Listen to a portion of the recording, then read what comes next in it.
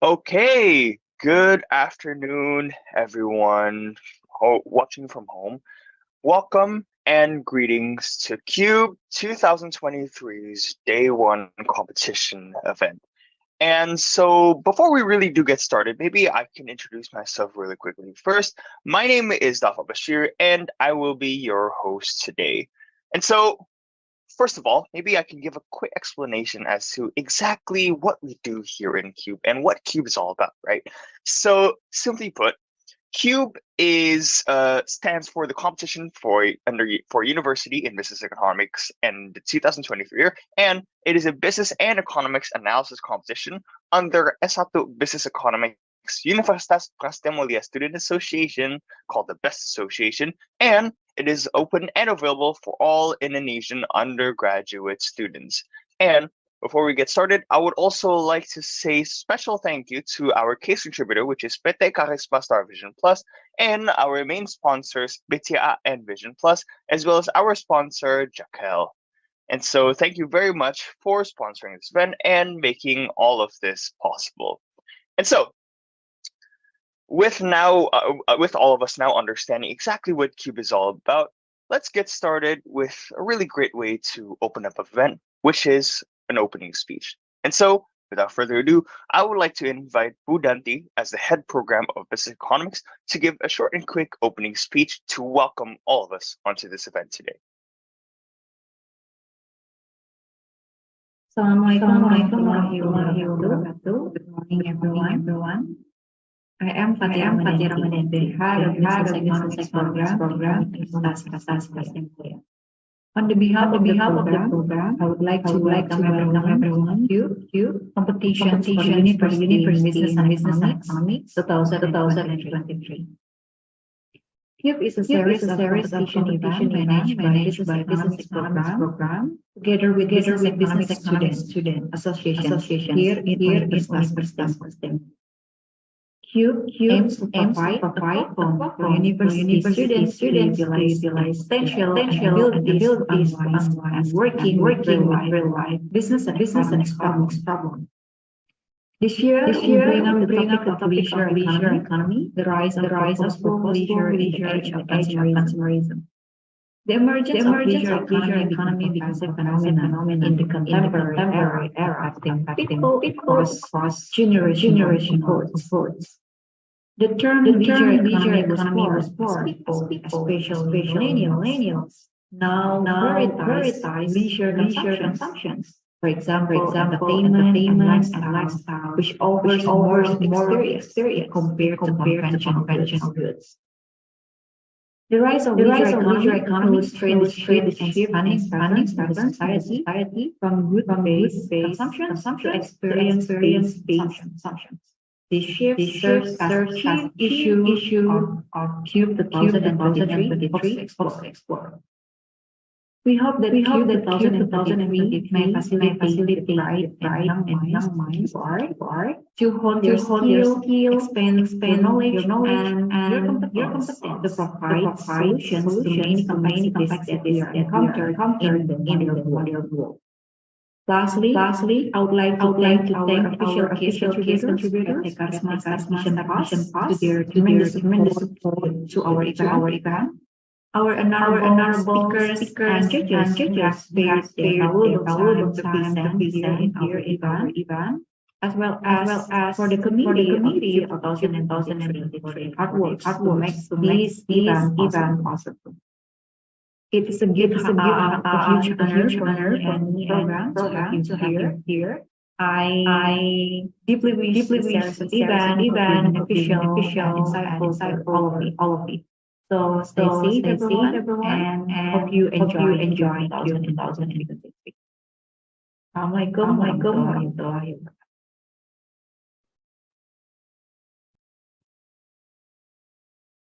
Assalamualaikum warahmatullahi wabarakatuh. All right. Thank you very much, Budanti, for that wonderful opening speech. And thank you for opening us and everyone onto our competition day right over here. And next up, we also have another opening speech by another person who allowed for all of this to be possible, which is the chairman of CUBE 2023 himself, Nixon Wijaya. Good afternoon, everyone. My name is Nixon Wijaya, and I am the chairman of CUBE 2023. I would like to welcome all participants and viewers to our annual competition for University in Business and Economics. This year, we are very honored to have PT Charisma Star Vision Plus as our case contributor, as they are one of the leading media companies in Indonesia.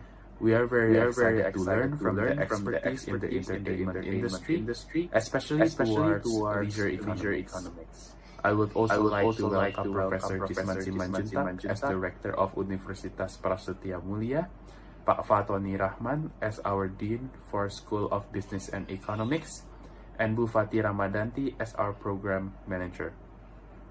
I would also welcome our honorable guests and speakers to CUBE 2023's first webinar.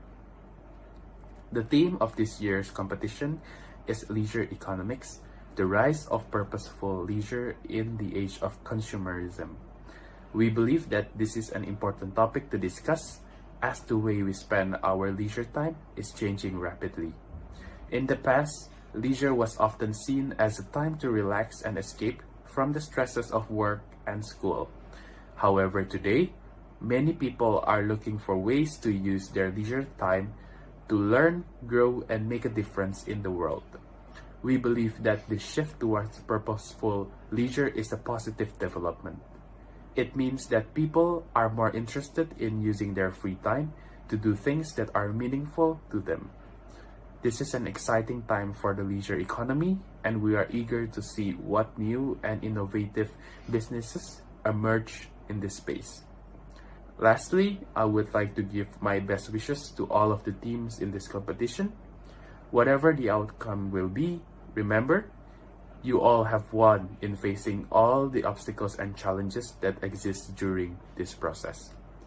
Thank you for your participation, and hopefully CUBE 2023 could enlighten us for a better future. Thank you.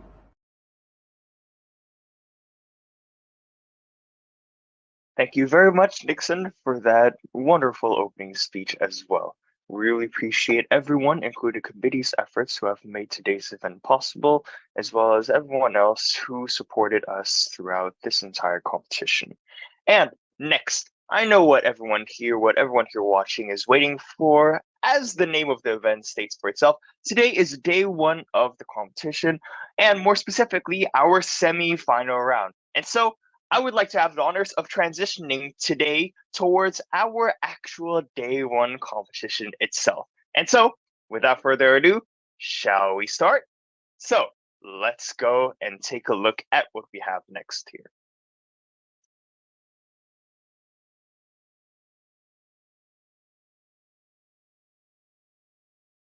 Okay, and with all that being said, I would like to introduce and congratulate the top 4 teams who are able to make it onto our event here today, with them being FBR, Harapan Rendah, Fountain of Youth, and also Dan Shengers.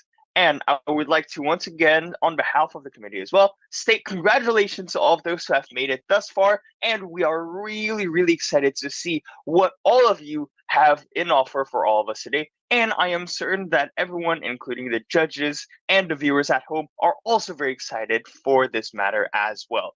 But before we hand over the stage to you participants, I would like to maybe settle some things down and put some important facts onto the stage with a quick rules reading section before we hand it over to you. So let's take a look. We have 7 rules that I would like to emphasize here. So the very first one is that the time allocated for each team to present is 7 minutes, and having a 15-minute Q&A session to follow that as well. So in total, you will have 22 minutes, and the allocation cannot be shifted within one another. Second rule, the presentation submitted to the committee cannot be altered after the deadline. So even if you just added a little bit of aesthetics, even if you just change 1 or 2 words, that is strictly not allowed. Third rule is that the presentation slides will be presented by the operator only. So the CUBE 2023 committee, one of the people within this meeting right here, and participants are not allowed to present or share the screen themselves.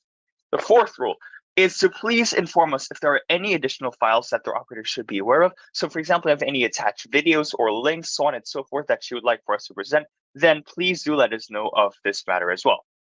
The fifth rule that we would like to emphasize is that the semi-final round will be executed in the form of a presentation that will then be followed by a Q&A session. And next up, we have two more rules right over here. The sixth rule is that if by any chance one or two of them team members is not present at the moment the teams are called to present, then the presentation will still be commenced or continued by the rest of the team members, and you are not allowed to wait for any of the team members to join for you guys to start. And lastly, the seventh rule is that if none of the members are present at the current time, then the current group will be skipped and put to the last order, with the consequence of potentially having your points for this competition penalized. All right, and that's about it for the rules themselves. And I really hope that everyone here is ready, because next up, I would like to announce the order for this semi-final round presentation. So first, we'll have Dan Schengers, followed by Fountain of Youth, FBR, and lastly, we have Harapan Rendah. And without further ado, I would like to introduce Dan Schengers as the first team, which includes Jesslyn Wijaya, Fioni, and Dorothy. And so, without further ado, I would like to hand over the stage to Team Dan Schengers for them to do their presentation. Good luck, guys.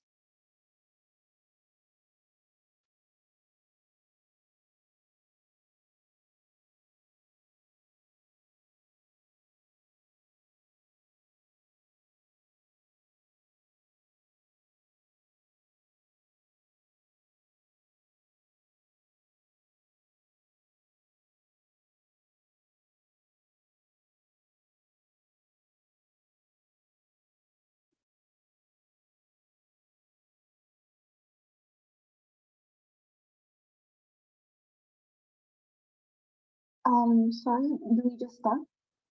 Yes, it looks like everyone here is present from the Dan Schengers team, and you guys may start. Your time starts right now. Good afternoon, distinguished judges and fellow audiences. I am Vioni, and along with my friends Jesslyn and Dorothy, we will make a detailed presentation on the strategies that companies in the movie industry can implement to better promote their movies in the era of changing consumer preferences. Next slide, please. Our presentation will include 3 topics. Next slide. First of all, I'd like to start by making an introduction on the changing dynamics of the Indonesian film industry. The market outlook for the Indonesian movie industry is intriguing. As we can see, valued at $0.09 billion in 2020, it exhibited a 9.5% growth. Projections also foresee a value of approximately $0.14 billion by 2025, which signals a potential growth.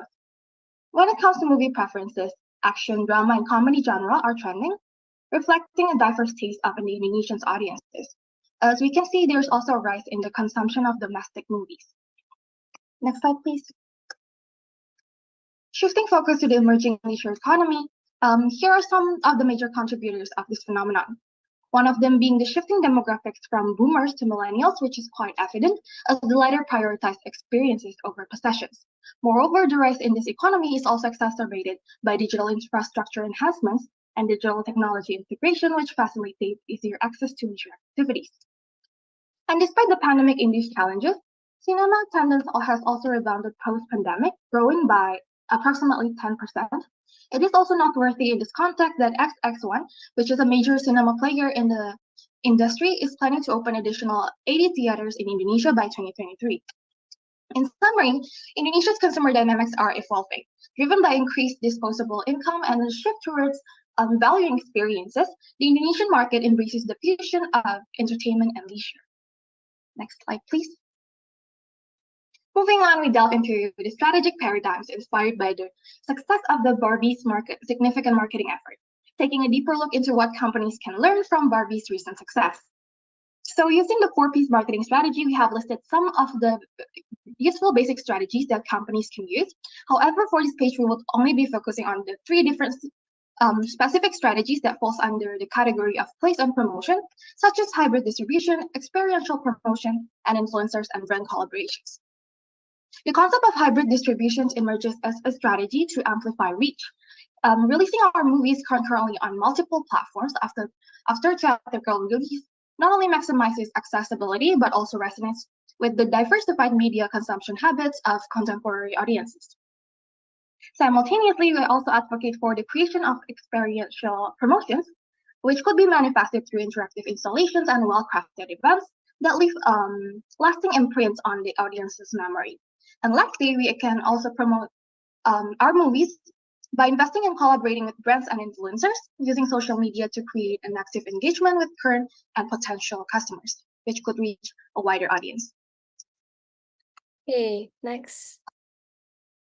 Moving on to the second question on the factors influencing individuals to watch movies in theaters. So firstly, people opted for streaming services because of their convenience and less cost. However, a study done by EY showed that people consuming movies in the cinema is also those consuming streaming platform, which shows that both choices are actually complements rather than cannibalistic.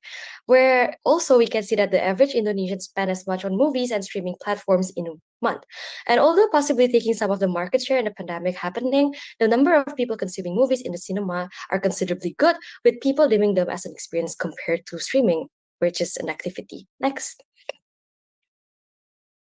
Okay, factors on why we watch movies in the cinema. Firstly, we go to the theater because of the magic experience cinemas provide. They foster a temporary community of anonymous spectators sharing emotion along the movie. People laugh together, cry together, get shocked together. And secondly, people have a deep belief that movies releases in the cinema has better quality compared to streaming platform releases. It has more awareness too. And lastly, cinema is an occasion where you must prepare a lot rather than streaming where it can be multitask. Next. What it means for the movie industry is mainly on the theater to streaming window shrinking. Movie production houses are releasing movie online shortly after it was released in the cinema. However, surveys showed that consumers care less about the window length and won't impact their decision to watch a movie. And film industry mustn't be afraid of streaming as it can coexist as complements. And many movies have high views on streaming after theater runs. And usually the demography streaming takes are also from TV. So it's not, film production houses can take advantage of this. Next. Okay, so in the evolving entertainment landscape, strategy shapes success. Let's explore how to engage audiences effectively. Next, please. Our first strategy will be data analytics and also AI, unlocking audience insights for success. Harness data analytics and AI for real-time trend discovery. Dynamic market research captures evolving tastes, crafting personalized narratives that foster engagement. Examples include Netflix Black Mirror Bandersnatch and also Spotify's playlist. Next, please. Our second strategy will be immersive technologies, or what I would call as crafting memorable worlds beyond screens. VR, AR, and mixed reality revolutionize storytelling. Engage audiences by transporting them into immersive worlds and extending narrative through cross-media integration. Disney's Star Wars, Secrets of the Empire, and Marvel's transmedia approach showcase success. Next, please. Our third strategy will be diverse representation, or what we call as weaving cultures into universes. Cultivate inclusivity through cultural sensitivity. Authentic cultural elements create relatable experiences, while fan-centric co-creation deepens engagement. Moana and Black Panther resonate with diverse representation. Next, please. Last but not least, we have leveraging viral content, or what we call as impactful narratives with purposeful reach. Seize the power of viral trends for buzz and resonance. Craft narratives aligned with viral topics, addressing social issues and sparking discussions. Success stories include Ice Bucket Challenge and also impactful shows like Black Mirror. These strategies, united by innovation, pave the way for audience engagement and impactful storytelling. Thank you.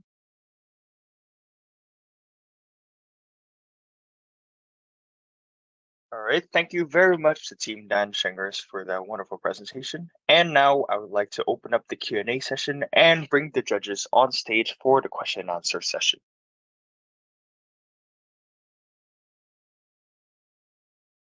Hello. Rama, would you like to go first, or shall I fire off some questions first? Please, Pareza, you can start with this. I guess I'll introduce myself first. I'm Reza Servia, a producer at Starvision. Thank you for having me, and thank you for allowing Starvision to also participate in the Cube uh, thing this year. I do have a couple questions for Team Danshingers. Firstly, you've put some interesting facts together, especially your strategies about what we as production houses should employ. What specifically, considering the lead time it takes for a movie to become a reality, it usually takes 9 months, I think. I hope I included that information in the case study, but specifically, which strategies may be better employed, considering that trends might expire before the movies can hit theaters?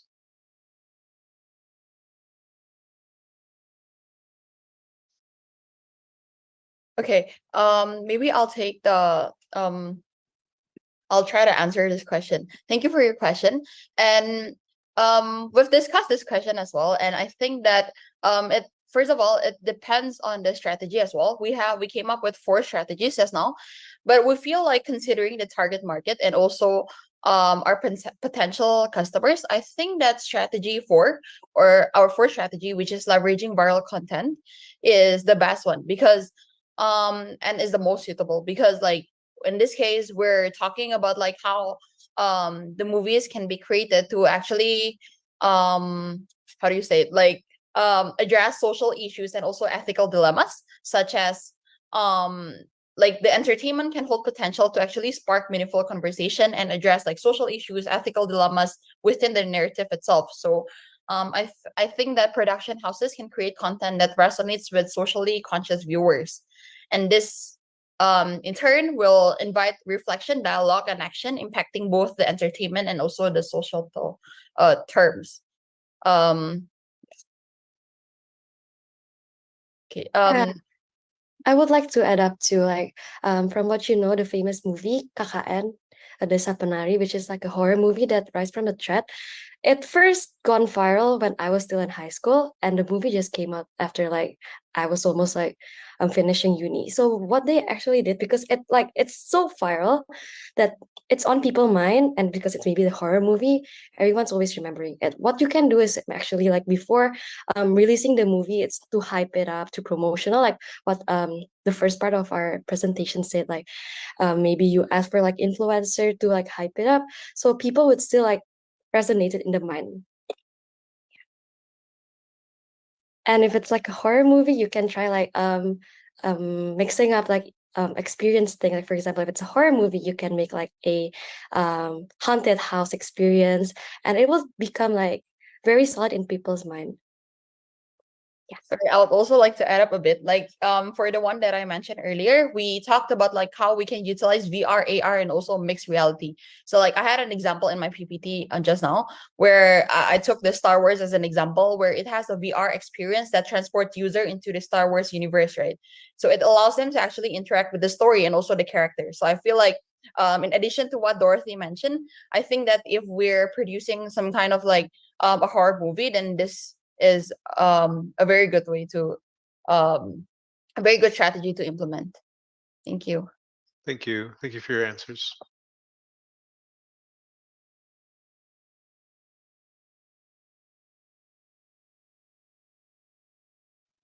Rama, maybe you have a question for them? Sure, sure. Thank you very much, Pareza. So yeah, thank you for inviting me to Cube. As a my background, I'm a lecturer at Prasetya Mulia Business School. So let's go straight to the question. So we saw the you give examples for these strategies. I would like to explore more on this. So, for example, strategy 1. You already describe the strategy, but can you also give examples? So we are talking about theater before. Do you have any examples of how, by utilizing the data analytics, using the real-time trend discovery, can you use this to enhance the movies in the theater? Yeah, for if we're referring to strategy one, actually in my PPT as well, I included several examples for the movies in the theater. We mentioned about like Black Mirror, the Bandersnatch. It allows viewers to actually make decisions that impacted the story's outcome, and it creates a personalized viewing experience that resonates with each individual. So I feel like this is how an example of a movie that is also showcased in the theater, how it is actually implementing the strategy that we have, which is the first one.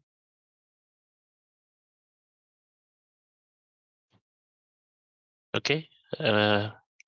Any addition from other team members Yeah, or? to add on, like Okay. because your question asks like how it can cater to like offline viewers, through data analytics we have data, and what's like the most important when you make movie, of course you do market research. With data itself you can know more about the preferences and maybe like what to add up, like that small details from the data can be implemented for the viewers as well. It's because you have data, you have like all the supporting to make it better for the whole entire experience of the movie. Yeah, and an example of that, like let's say it's about data analytics and also AI. I feel like the tools will be the power of like advanced data analytics and also AI. It enables real-time like trend discovery by analyzing the vast data set that leads to a deep understanding of the emerging audience preferences and also the behaviors of the audience. If I may add to the answer, we can also utilize social media, for example, like algorithms, because like we know that TikTok now has a very strong algorithm, and it's like one of the best and other social media. And through TikTok, we can actually see a lot of movie reviews, and we can actually see what kind of preferences that different consumer segments have, and like we can choose one of our target market to and to like resonate with their preferences. Okay. Thank you very much for the answers. Maybe second question, if I may. Okay. So the second question is we are talking about cultural in movies. How do you think? How do your group think about the culture of the like Indonesian culture in the movie industry? Do you think it's going great, or do you think currently we are still in the exploring stage of the how to translate culture into movie, or what do you think about that? Okay, if I may answer that question, thank you for the question. To exemplify this, I feel like there's a really good example of one of the movies that I've recently watched. It's called Cek Toko Sebelah. It's a really great example of how like cultural can be mixed into movies, especially in Indonesia, because we're a nation with very diversified cultures.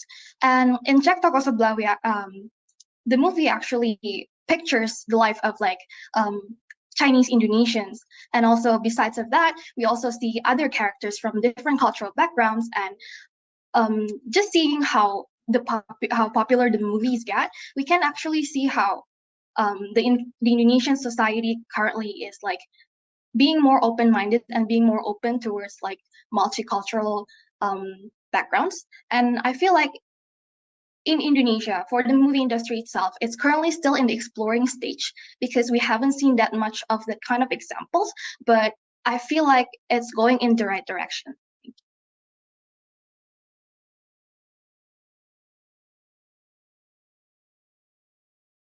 Okay, thank you very much for the answers. Maybe Pak Reza, if you have more questions. Yeah, I do. I just have one follow-up question. I don't know how we are on time. Do you remember how much time we have for Q&A?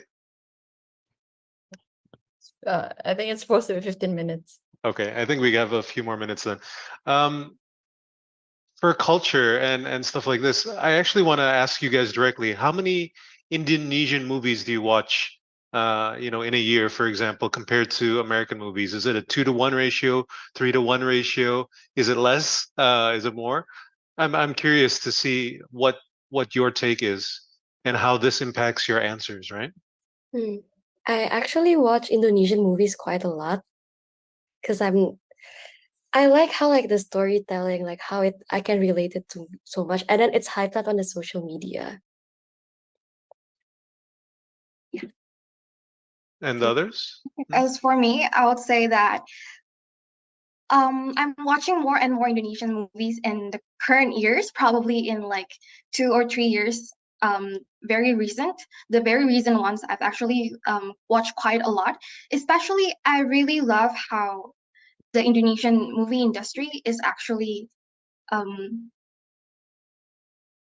resonating with me a lot more than it was before, because just like as I'm Indonesian and as I presented in my first slide earlier, the top genres in Indonesian consumers' preferences is like drama, action, and comedy. And there are more and more comedy and drama genres in Indonesian movies, which I really love. And yeah, I think that's how it impacts my decisions and my answers here. Okay, so the reason that I ask is that during your slides, I didn't see any specific metric for success for movies, right? And I think that's something important when we're taking a look at the business aspect of this. That's why I asked you guys directly, you know, which movies do you watch and how does it impact? What are the decisions that you're making that make you decide to watch movie A over movie B, right? Because as a business as a producer, movie maker, that's ultimately what we're looking for, right? Why did you watch this movie instead of that movie, right? And all these trends and all these strategies that you've come up with, it has to ultimately impact that, right? So it's just something to think about as you go into the next stage. Thank you. You're welcome. That's it for me. Rama, maybe last question to wrap the question and answer section. So we talk about the culture, but there is maybe a different perspective on culture. So in your example, you put some examples about the culture and mythology and culture and history, but from what I understand, what your or what you have watched before is movies with like culture, like current culture, right?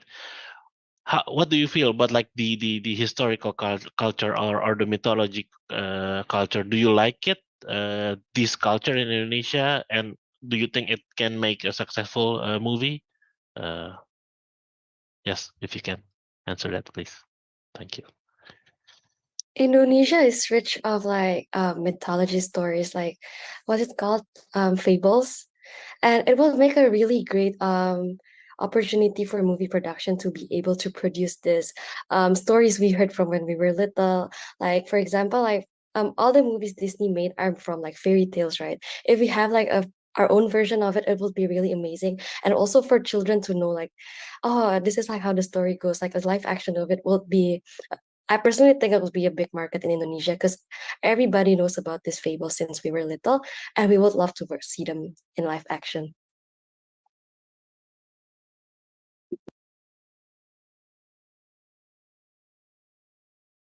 Yeah. Anything you want to add, Fiona? Yes.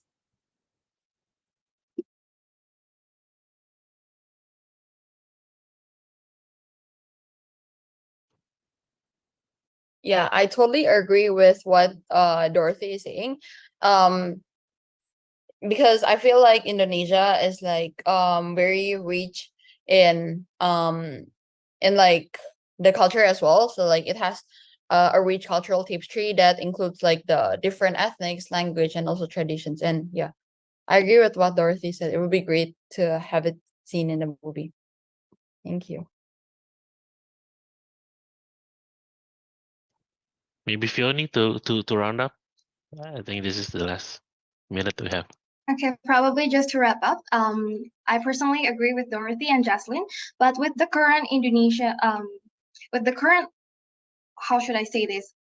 Probably technology and the market itself, I'm not currently very sure whether or not the market will actually like it. Probably before that, we have to get into an extensive research to see whether or not the current market actually prefer to watch those kinds of movies. But it will be totally great if we can put that onto screen, because it could definitely reflect our culture as Indonesia as a whole.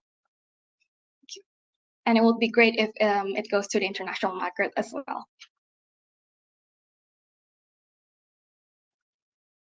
Okay, I think our time is up for question and answer. So I'll give it back to the MC, Dafa.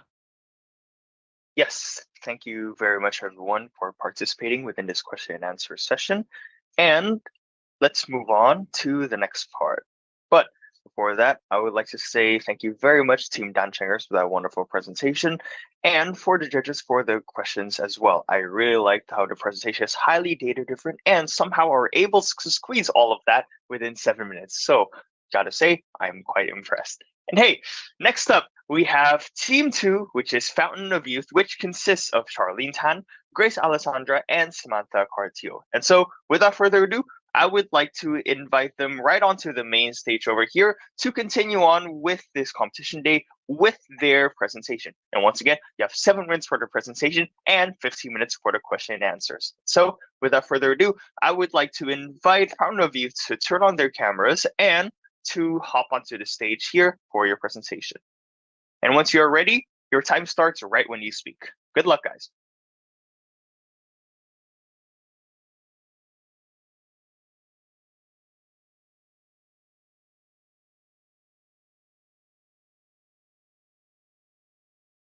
Good afternoon. I'm audible.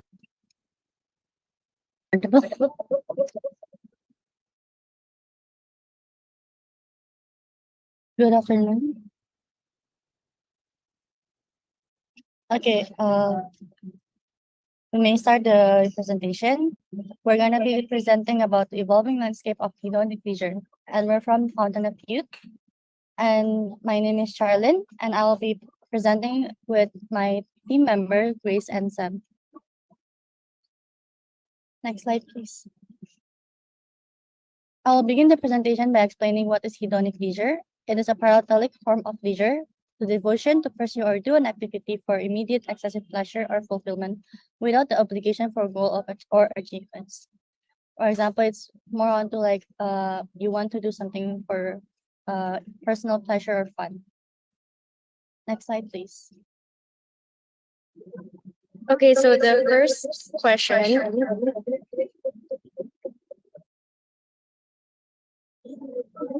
In light of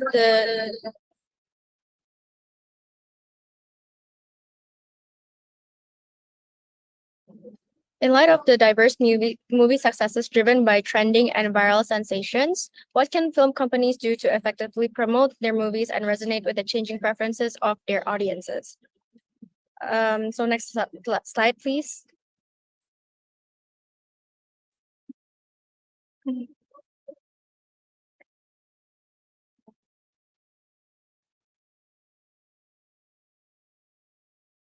In order to be able to resonate with the audience, we must first identify who our audience is. Are they old, young, girls, boys, both? This is the type of research we must conduct beforehand, because each of these demographics have different interests and tastes. And the way that we can engage with them and pull them in is by, quote, speaking their language. And to do this, film companies can invest in a social media manager or a specialist that can research prior on this subject. Specifically on the topic of films, the biggest cinema consumers are teenagers and young adults. This might be because they are the ones that have more of the disposable time on their hands, and this is how they bond. Next slide, please. Now that we have identified the demographic that we're trying to attract, then we identify the easiest way to reach out to them. Teenagers and young adults are always on social media, and therefore the easiest way to market movies to them is through social media. And through social media trends, we can create this amazing phenomenon called FOMO, the fear of missing out. We can create, if people see a trending movie, they would feel like they need to watch it too, so that they can have something to talk about with their friends. Next slide, please. And then when the information and data are collected, film companies can run campaigns and structure other marketing strategies that cater to the target audience. Next slide, please. Okay, now we're going to the second question. In the context of hedonistic leisure and evolving consumer preference, what are the primary factors that influence individual decision to watch a movie in theaters rather than opting for the convenience of streaming services, and how do these decisions impact the film industry? Next slide, please. So the primary factors that affect an individual decisions whether or not they shall watch in a theater or purchase an online streaming content is based on, first, the word of mouth. It is a marketing concept which emphasizes on consumer needs with the philosophy of more focus on feeling and responding to what consumer needs. It is measured by color. It can be seen by consumer who carried out the word of mouth activities by sharing ideas, opinions, and information with others. This then often become a starting point of a trend making. And then second, it is a hedonistic lifestyle, the one to have an immediate pleasure and spending for leisure. The motivational scale for cinema consumption, it is studied that the consumption of lifestyle people consume depending highly on their hedonistic lifestyle. So the highest score of hedonism was reached among participants of the youngest group, with the young generation to be one of the highest consumer in the entertainment industry.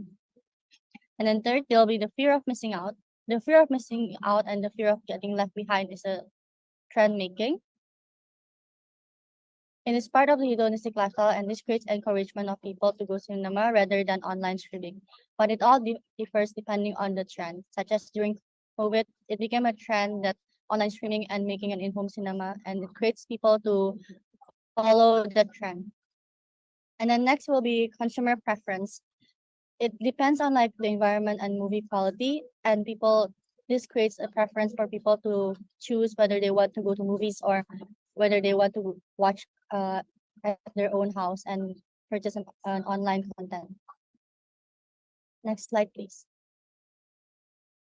And this is how it affects the film industry. First, it determines whether consumer will choose theater or not, or by their consumer preference. And this also highly relies on the hedonistic, as it creates motivation to spend on excessive leisure. And if, for example, demand shift to the online streaming, it creates movie to be easily accessible and lost its value. But then this will create a reduce in value of film industry, as supplies of films are easily accessed by consumers and may create a threat to the film industry. Next slide, please.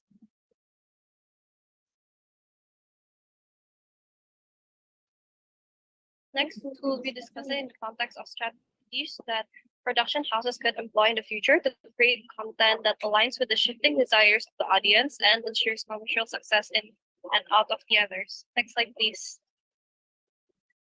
So one of the main goals for production houses and any other business is to stay relevant and be able to cater to the audience's preferences even through continuous changes and trends. So the first strategy that production houses can implement is to conduct their research and do data analysis. They first need to determine their own target audience and pinpoint their consumption patterns. So this will serve as a guideline for production houses to filter the type of contents that they would like to produce in order for their works to be readily accepted by the audience. Second is to integrate trends. The next thing to do would be to familiarize themselves with trends and social issues that are hot topic among the target audience. People are most likely to find and watch content that is trendy and cover topics that are relevant in the current times. Third is to be inclusive. Inclusivity itself is a trend nowadays as societies move to become more open-minded and accepting of oppressed groups or minorities. More platforms have started to offer stage for these groups as they introduce a new and fresh perspective and background. Fourth is the adaptation of past works. This is also a feasible strategy as classic works have a huge audience and awareness around them. It would offer a fresh spin and attract people to watch such content. Next slide, please. These are also some other innovative strategies, such as interactive experience, which explore interactive style content where the audience gets to decide their endings, as well as immersive experience, which use virtual reality or augmented reality. Next slide, please. So in conclusion, we would like to emphasize that consumer preferences is often projected to changes due to the trends and current relevant issues. It is important for companies to know that their audiences and consumption preferences so that they're able to create relevant contents for the audience. Next step would be to make use of social media platforms in order to promote these contents to garner people's attention. That will be all from our group. Thank you. All right, thank you very much, Team Fountain of Youth. Perfectly right on 7 minutes. And next up, we have the question and answer session, which will last for 15 minutes. And without further ado, I'd like to invite the judges right onto the stage. Hello, everybody. Thanks for your time and the presentation.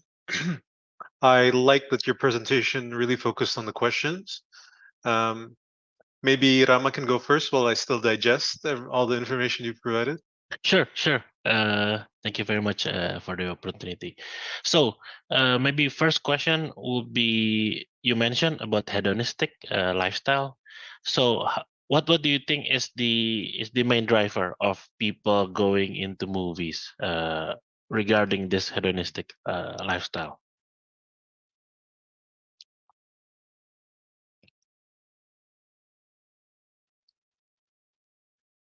I think it's because of trends and like the word of mouth from people to people, creating a trend, and the fear of missing out, creating people to want to spend and have a hedonistic lifestyle.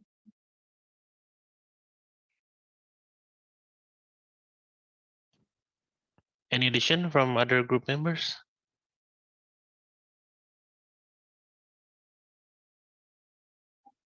I think I would like to add as well that like watching movies, you usually tend to emphasize on like it's a very chill activity that allows like the audience to take their time and do things in their own pace, which is like the whole emphasis of hedonistic lifestyle, as well as like the other additional like features, like for example in theaters they also like provide like beverages and food, so that also adds on to the whole idea of watching as a very activity that aligns the concept of hedonism.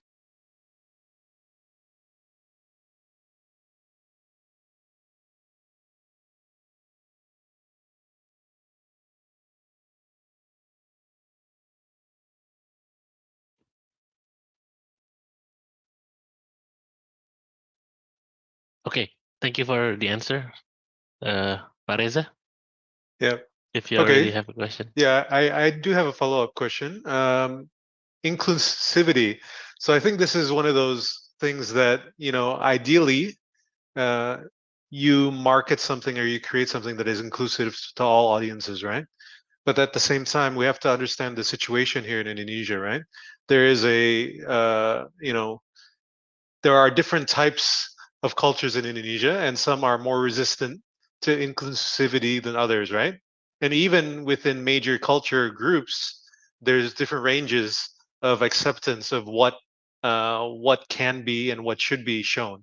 For example, an LGBTQ, the group, should we include more of that or less of that in theaters? Because ultimately, from a producer's point of view, it impacts the business, right? It impacts whether people will watch it. Is it better to target a smaller group and bank on them and maybe not really pull in the normal theater goer audience, for example, and stuff like that? So I feel like this is something that we need to think about as you go into the next stage, and I'd like this to be more thought about and sort of more in depth in that stage as well, if you could. Other than that, I do like that you proposed the strategy of having somebody really focused on social media, but social media is quite wide. It's sociology and an ever-changing understanding of people's trends in Indonesia, right? Like, what are people into? What are people thinking about? What are people wanting? What are people going to want 1 year from now, right? And it's not always an easy answer. And I think you also have to balance that with the creativity element of creating a product, that you have to create now, and it's only going to come out 9 months from now. And how do you stay relevant and stay tapped into the market, for example, by the time the movie comes out? Questions. What do you think about inclusivity? So I guess I'll start with that. What do you think about the inclusivity element that I talked about just now?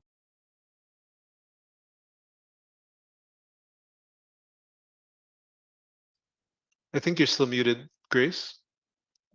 Okay, so for our group's opinion about, let's say, the LGBT being like shown in movies in Indonesia, for our group, we think that showing LGBT might be something very controversial and might be actually dangerous as well, because it goes against the Indonesia's somewhat like culture and like beliefs and religious beliefs.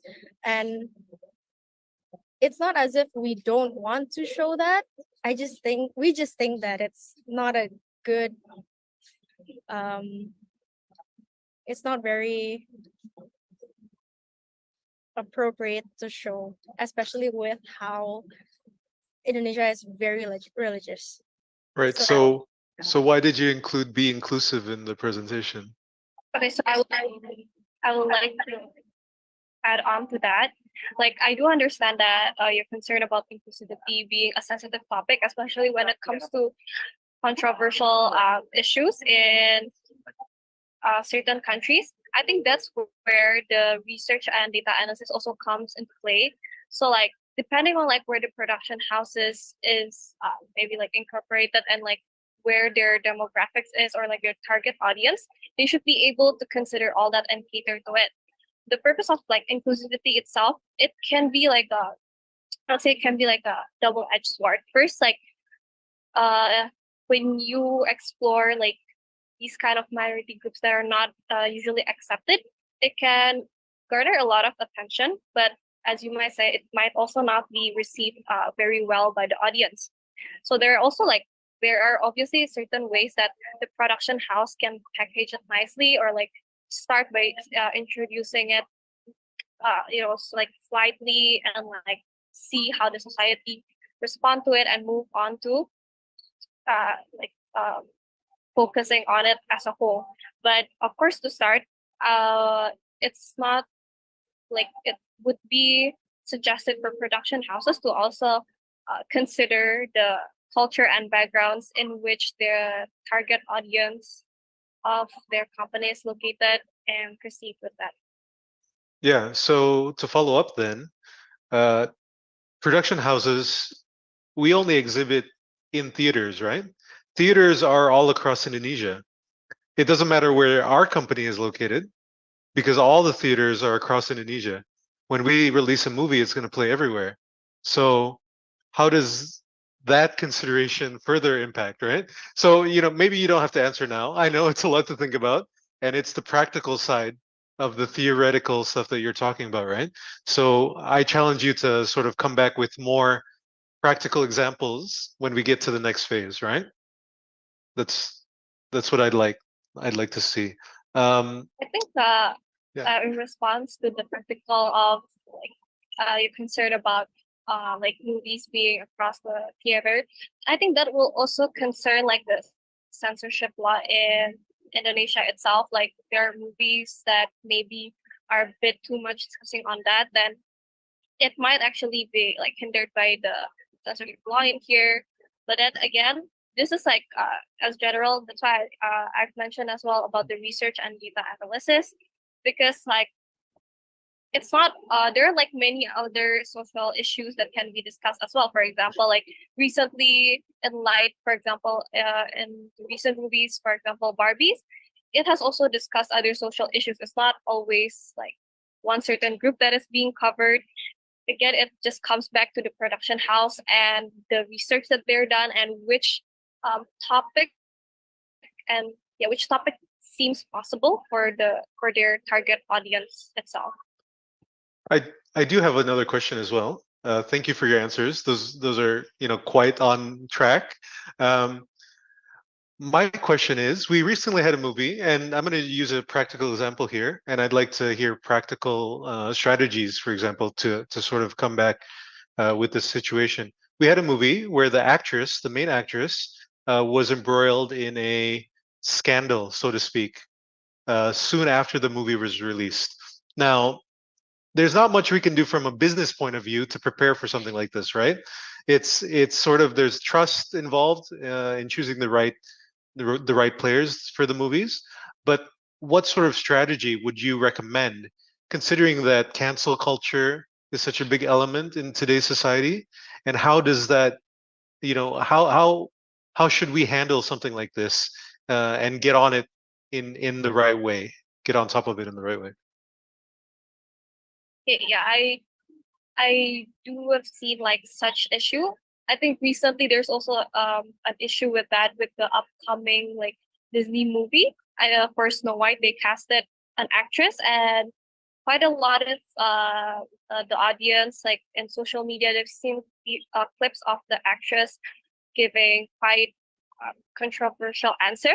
And I think what production houses can do in order to prevent that would first to be careful in the casting itself, because I believe when they're casting for actress and actors to play, there's also like publications on them, there are histories on them, so like they should do a thorough conduct on like interviewing the actors and actresses, as well as when I believe that when the production house and the certain actress or actors have come to agree to play in a certain movie, they would have like an agreement or a certain contract, which I think that can also be included in their clause in order to prevent any like complications or like any like this type of scandals during the promotion of the movies.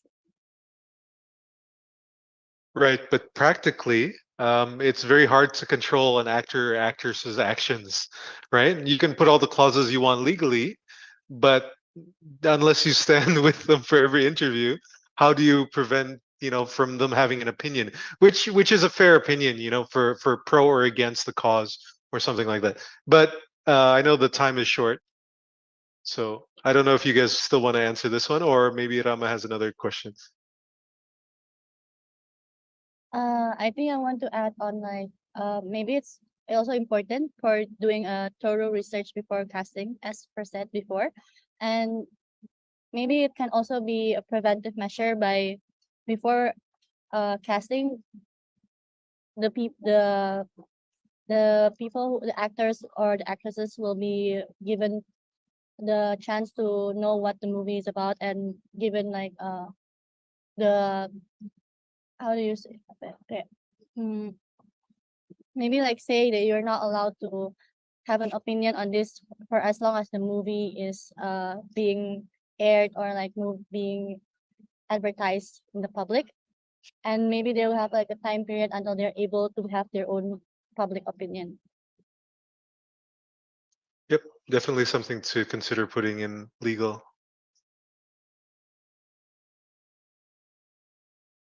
Rama, maybe? Okay, just a short question. So you mentioned something about word of mouth and fear of missing out. So, and you mentioned also that fear of missing out mainly is because like you fear of people talking about one or two movies and you're left out of the conversation.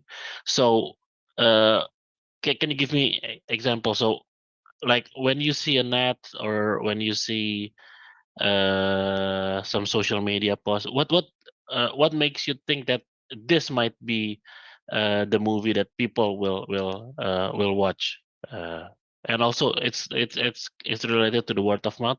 It's the same, right? So what do you think? What kind of movie, Indonesian movie or maybe international movie? What do you think is the main characteristic of the movie that you think your friends will watch? Our group. Okay, our group actually thinks it's also important for to survey on what the public wants. Then after having a survey, then the people, the film industry will know what is relevant, and I think it differs to each of us, but then there are always like a majority of type of movies that people like, and I think that's what's important, to have a survey first, and once that happens, and if the movie is actually a good movie, people will have given a good opinion about the movie, and creates trend making. But then it's also famous now that people start to hire a celebrity or like an influencer to score or given. Am I still allowed to give an answer if it's time's not up? Yes, so you can wrap up your answer right now, and we'll wrap up the Q&A afterwards. All right. I think it's to wrap up my answers, to know what kind of characteristic of movies that's good, you have to do a survey first, because it's different for each people. But it can also be camouflaged and sabotaged by influencers and celebrities by making a fake word of mouth and creating a fake trend.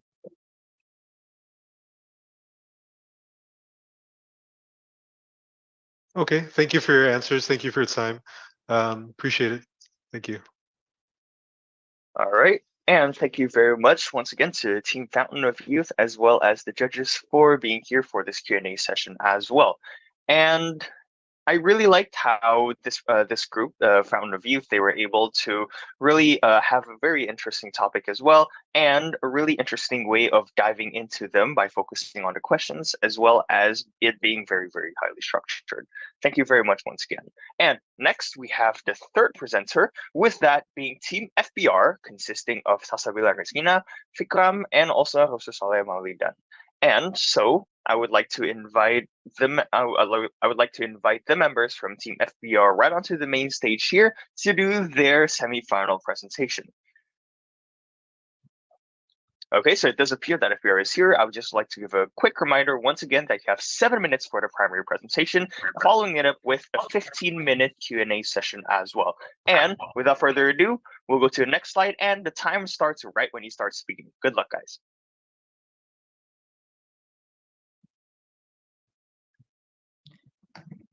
Okay, thank you for the opportunities. Hello, good afternoon, everyone. We are FBR team from Presiden University, majoring in management, which will discuss about the evolving landscape of hedonic leisure, a case study on movie preferences, producer strategies in Indonesia. Next slide, please. Yeah, here we go. Before we start, I would like to introduce my team. The first one is Fikram Maulana Aziz. The second one is Tersus Soleh Maulidan. And the last one is Salsabila Rizkina. Next slide, please. Yeah, for the first discussions will be explained by Salsabila Rizkina. For Salsa, time is yours. All right, thank you. The dynamic relationship between film industry and the hedonistic leisure that means like the film industry included the technological, artistic, and business aspect, the creating, producing, promoting, and distribute films, while the films are the tools for the convey the message for anyone. The hedonism is for related and connected behavior that consider pleasure and the material enjoyment as the main goal in the life, like the consumerism. Then the films and the business relationship with the hedonism is usually shown by the actors as an example of the Hollywood films that emphasize hedonism, namely the film Limitless from the USA, which tells about the someone for anyone who achieves the success through the dark, which greatly affect economic life for the company. So next slide, please. All right, the problem is in the lack of the diverse movie success driven by the trending of viral sensation. We can use the marketing strategy. Next slide, please. Okay, in here we put the point. The first one is about the leverage social media and virality. It means like engaging with the social media platforms to sensation. It's like the example of the Barbie films. And the second one is qualitative and updating trending content. It means like the trending movies often rely on positive reviews and sustained popularity. The example film is like Kakak and Desa Penari from the Indonesia, and the third one is strategic timing and the viral campaigns. The release dates can greatly impact a movie success for a company. The examples like Oppenheimer and the Barbie. And the audience engagement like the Kakek Desa Penari, producers should actively engage with the audience through the pre-list event, fund interaction, and promotional campaigns. And then we have content interactive. It's very important because they utilize data-driven insight to the telemarketing strategy to specific audience segments like the sex and the city films. And then we have collaboration with influencers. We can do this by providing endorsement which is the commonly called influencer marketing, which can improve the image of the film and for the company. And the last one is we have audience engagement. It's like can the producer should actively like the involvement creates of the sense of the community and the anticipation encourage viewers to experience to the movie. So that's all from me. Thank you. Thank you for Bila. For next discussion will be explained by Restu. For Restu, time is yours. Okay, thank you, Bikram. For the problem, in the context of hedonistic leisure and evolving customer preferences, what are the primary factors that influence individual decision to watch a movie in the theaters than opting for the convenience of streaming service? Okay, next slide, please. Okay, there are some factors that why theaters is better than streaming service. For the first one is visual and auditory experience. As we know, theatrical setting offer immersive visual and state-of-art of technology enhance the movie watching. And for the second is social experience, provide a communal experience that viewers can share their emotion. The third is even as escapism for the certain genres can make them feel better and enjoy. For the last social and tradition and making an urgency feeling and making very exclusively or making a limited time and making their being FOMO. Okay, thank you. Maybe that's all from me. Okay, thank you for us too. Next slide, please. Yeah, for the next discussions will be explained by me. The point is the ever-shifting desires of the audience. The filmmaker have to know the strategies in the future to create content that aligned with the ever-shifting desires of the audience. Next slide, please.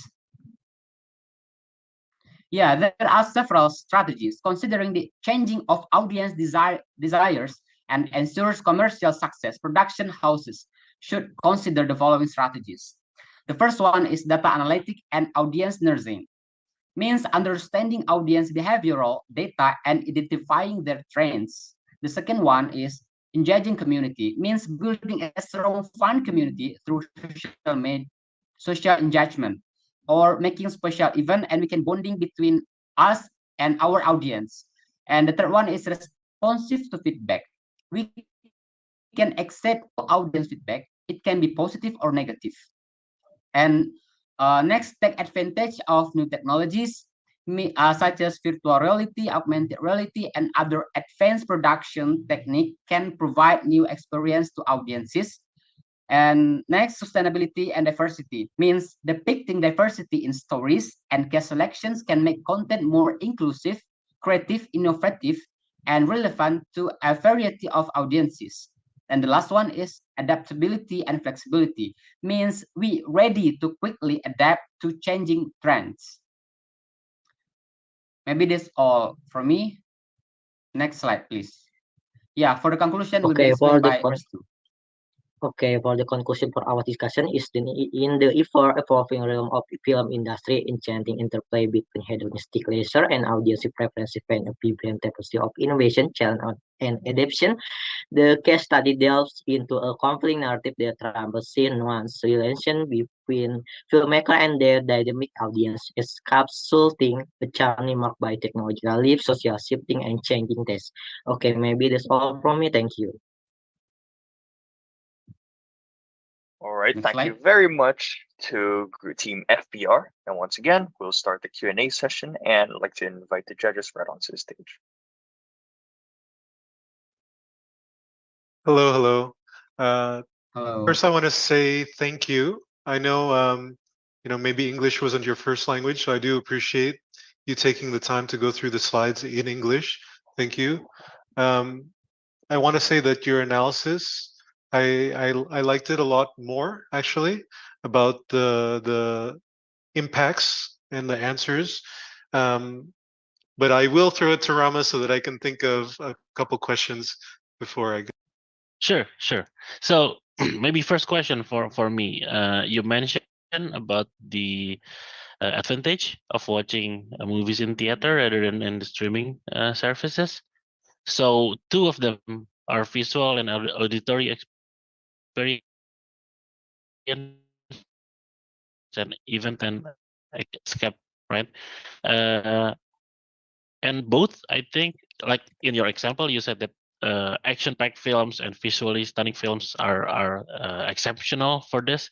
What do you think about like dramas? Like for Indonesian movies, there's a lot of like drama movies and also slice of life movies. What do you think? Is it possible to use this advantages for this kind of movies?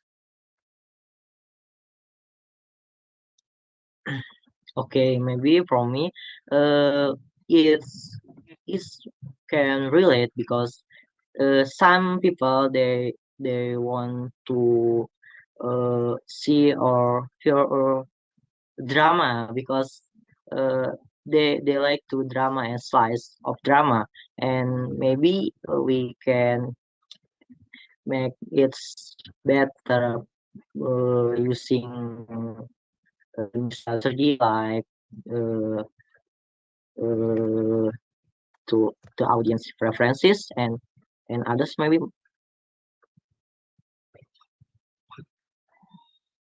Okay, maybe Bikram.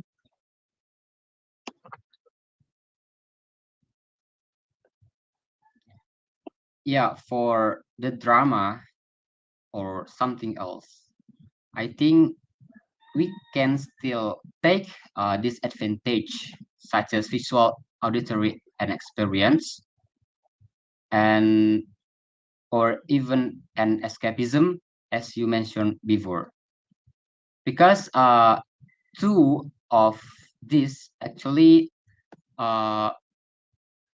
one of the way that we can as our reason, yeah, why choose theaters whether streaming services.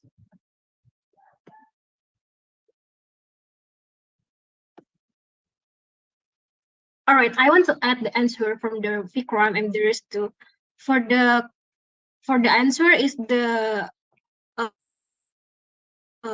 theaters and the streaming, like the drama, is so very different because the drama is a category of genre and narrative fiction, and indeed to the more serious. So for the strategy, I think it's so more easy to our group to promote their product is with the strategic like the audience engagement, and then the maybe we can use the social media to engage on the increase the social like experiments and even escape. And I think the drama it's so very simple because in here the target market is not only from the Gen Z or the millennials, but I think it's so for the all generations. So I think that's all for me. Okay. To further explain maybe Rama's question, the reason why you see few Indonesian action movies is we have to compete with Hollywood action, which is higher budget, higher scale, more complex, and just bigger in general. So that's why, as producers, we look for stories that relate to the audience. We look for slice of life stories, as Rama mentioned, or dramas, something where we can relate to you without having a big budget, because our budgets compared to Hollywood are quite small, maybe 10%, maybe 1%, maybe less than 1%. So we need to find a way to compete against these big players, but still leverage our strength, right? The strength of being Indonesian, which is that we can do content that relates to you. Now, one of your slides talked about interactive content. How do you suggest, or what examples of interactive content can you provide for theaters? Because theaters are by nature a group viewing. It's not something that you can pick and choose on your own in the middle of a group setting. Can you give some more examples about interactive content for theaters, for example?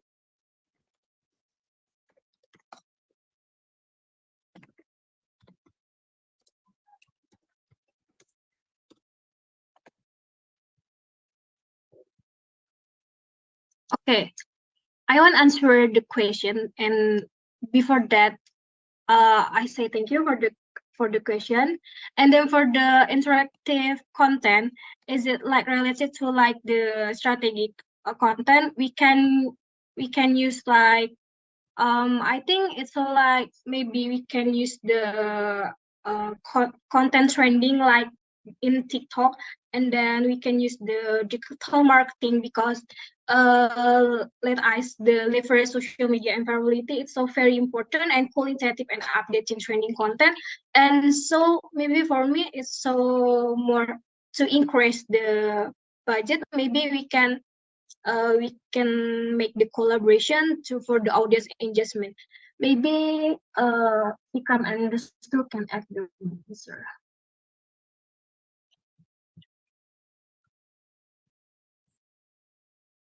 Okay, add on for the interactive content. Maybe we can use a social media like Twitter. We can use their strategy like the KKN.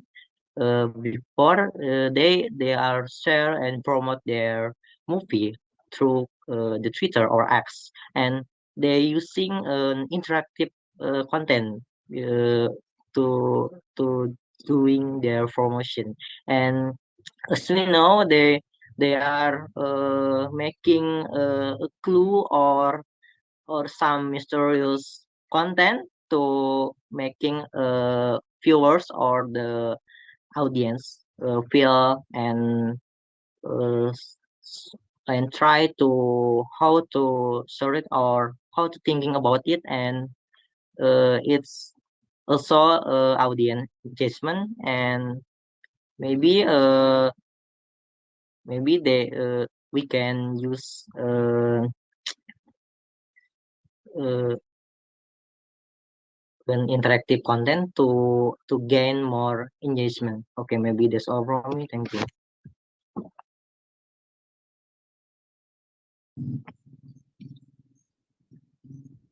Did you have something to add, Vikram, or shall I go to the next question? Yeah, next question. Okay. For the conclusion and sort of the third question, strategies for future content creation. On your slides, you have data analysis and audience nursing. You've got engaging the community. You've got responsive to feedback. You've got take advantage of new technology, sustainability and diversity, and adaptability and flexibility. Can you sort of go into more examples or practical examples about data analysis and audience nursing? Because just to sort of give you information about the industry, the production houses don't generally, we're a different company than 21 or XX1 or the exhibitors. It's different companies, right? So there's a separation there that makes it a challenge sometimes. Can you sort of, with that in mind, can you give examples about data analysis and audience nursing? Yeah, sure. The first one, data analytic and audience nursing, means understanding audience behavioral data and identifying their trends, what they need, and preferences is an important step. Using analytic data to understand who is the potential audience is what they like can help lead to more relevant content creations. I think that's all about the audience nursing. Okay. A follow-up question then would be, how do you start? For example, for a production house that only makes, not StarVision specifically, but many production houses only make one movie a year. They only have the budget to do one project a year. They don't have a budget to collect data across all of Indonesia, across all of the viewers of Indonesia. How would you recommend that they start? Or how do you think you could start doing that at a smaller scale?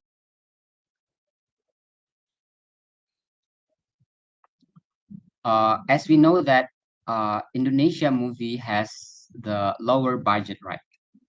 So the easy way that we can do is we can maximize what we have now.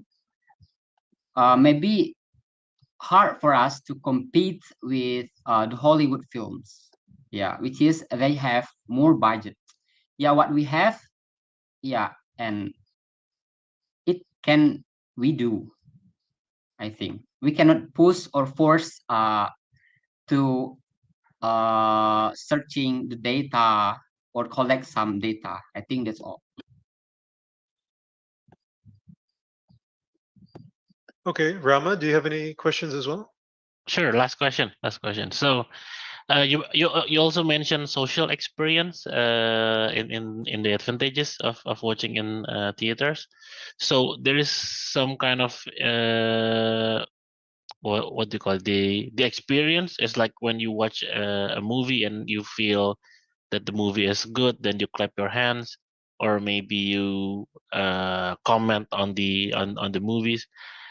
What do you think about that? Do you think that's a positive social experience, or do you think it's like a negative social experience? I mean, like interacting with the movies when all the rest are also watching. Okay, maybe from me, is depend on our movie, and maybe because their social experience and share their reaction and review about the movie, we can use it to leverage and maximize the promotion also, and making the movie going viral. Or maybe we can use the social experience for feedback uh, and suggestion for our movie being better for the next project. Maybe that's all from me. Thank you. Okay, add on. Yeah, social experience. If we go to theaters rather than stream services, it can give us different vibes. Yeah, in theaters we have social experience. We can go with our friends, our family. We have social in there. But in stream means surface, we can watch alone. Yeah, it indeed absolutely different. In streaming services, maybe less of social experience in there.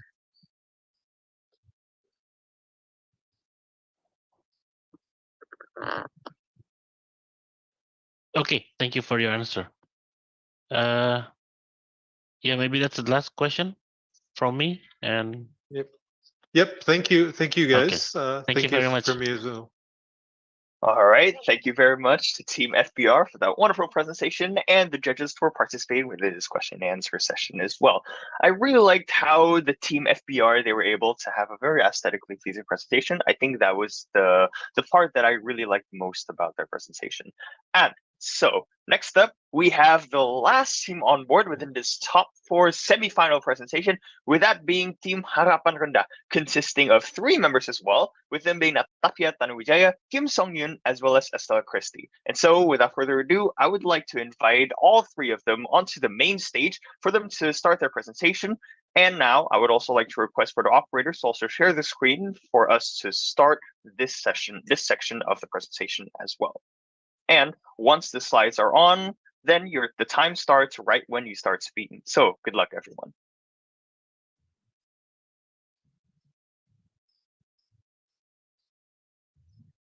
Okay, so ladies and gentlemen and fellow cinema enthusiasts, as we stand at the crossroads of tradition and innovation, facing a question that echoes throughout our industry, how do we captivate ever-changing audiences in theaters and on streaming platforms while shaping the future of filmmaking? Today, we introduce a STAR strategy, situational, timeless, adaptive, and relevant. Together, let's uncover the STAR strategy and illuminate the path to success in the evolving landscape of the movie industry. Next slide.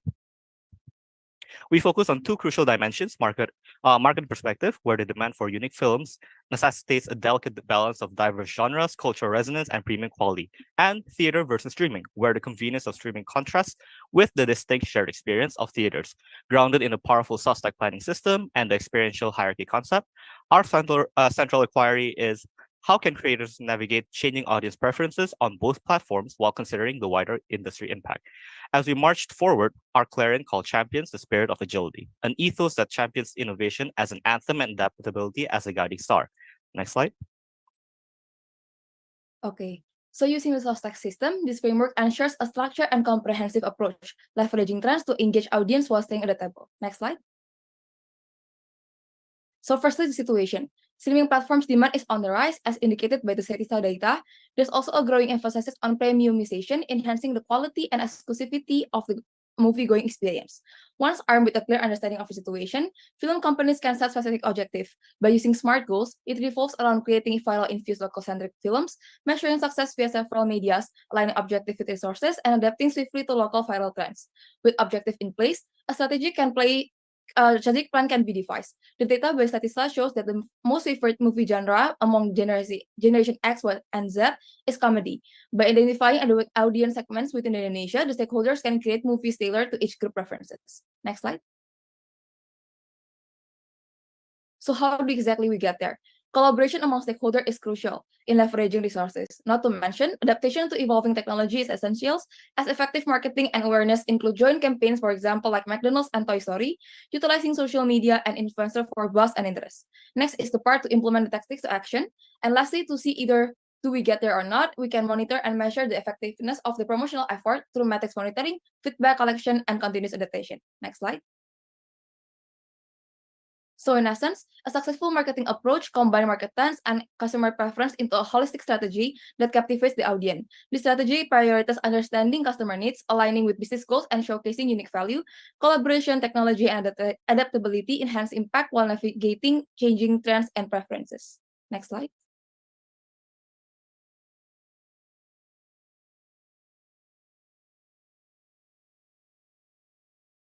Okay, so moving on to our next case, we explore the main reasons behind people's choice to watch a movie in theaters instead of streaming services. To begin, let's consider the product itself.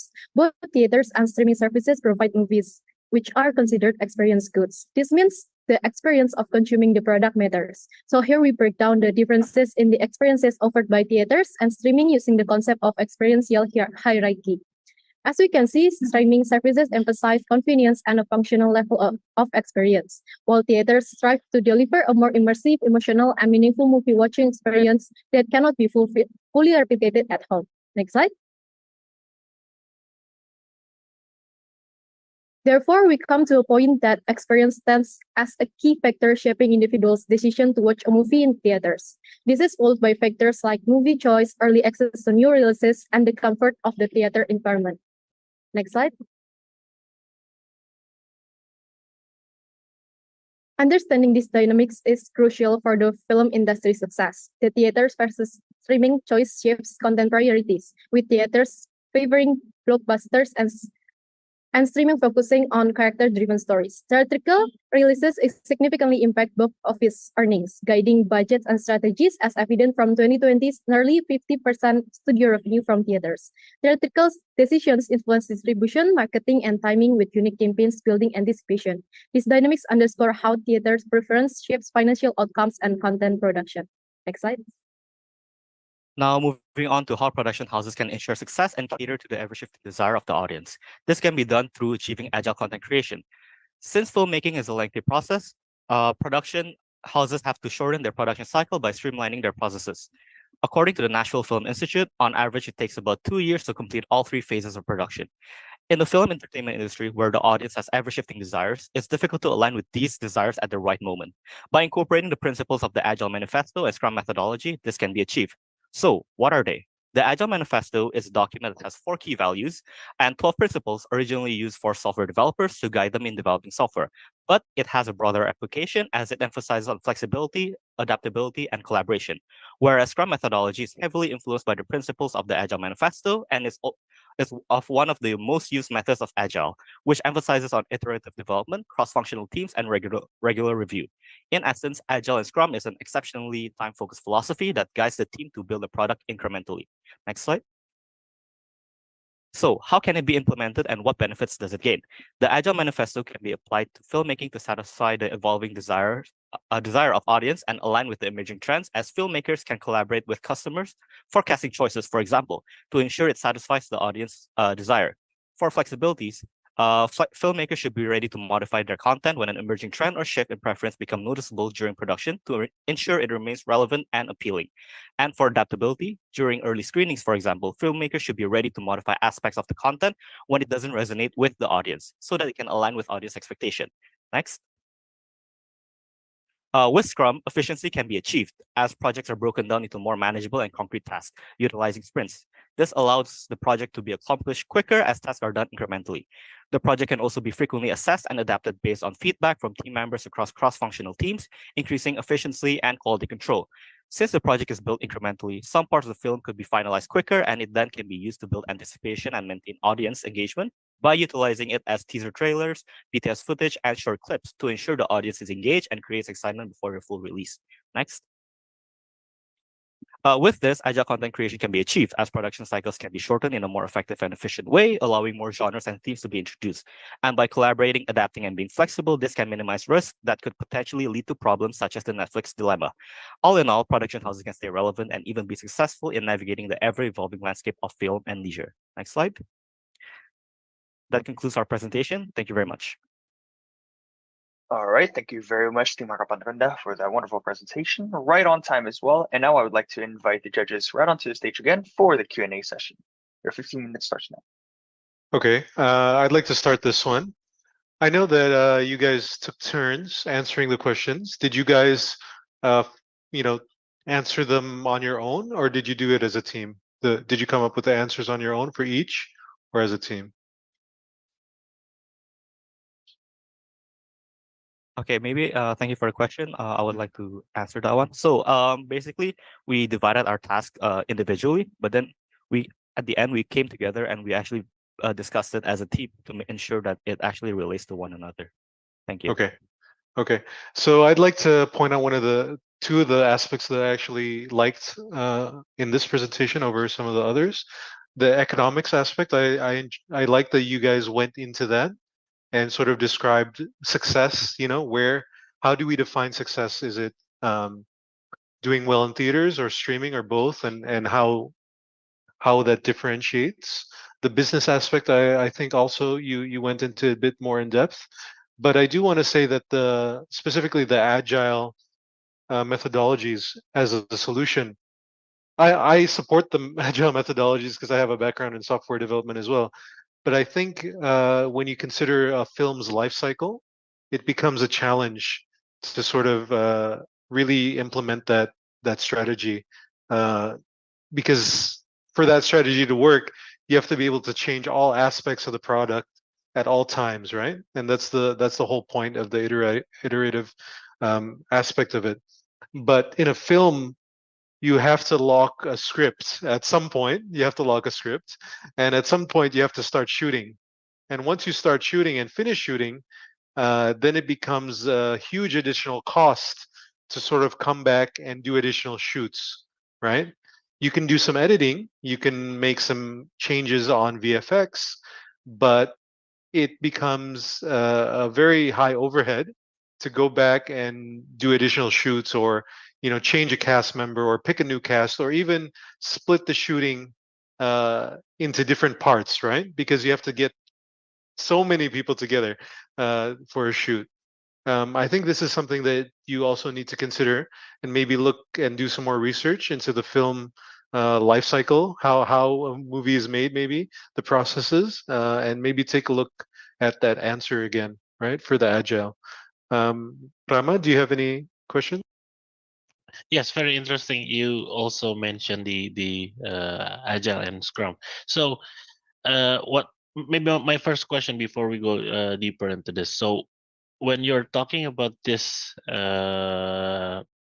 methodology, what do you what do you imagine this will be easier applied to? Is it like for the production itself, like for the like recording the movie, or also, or maybe instead focus on the other aspects, like for example the logistics, the I don't know, the preparation, the script writing.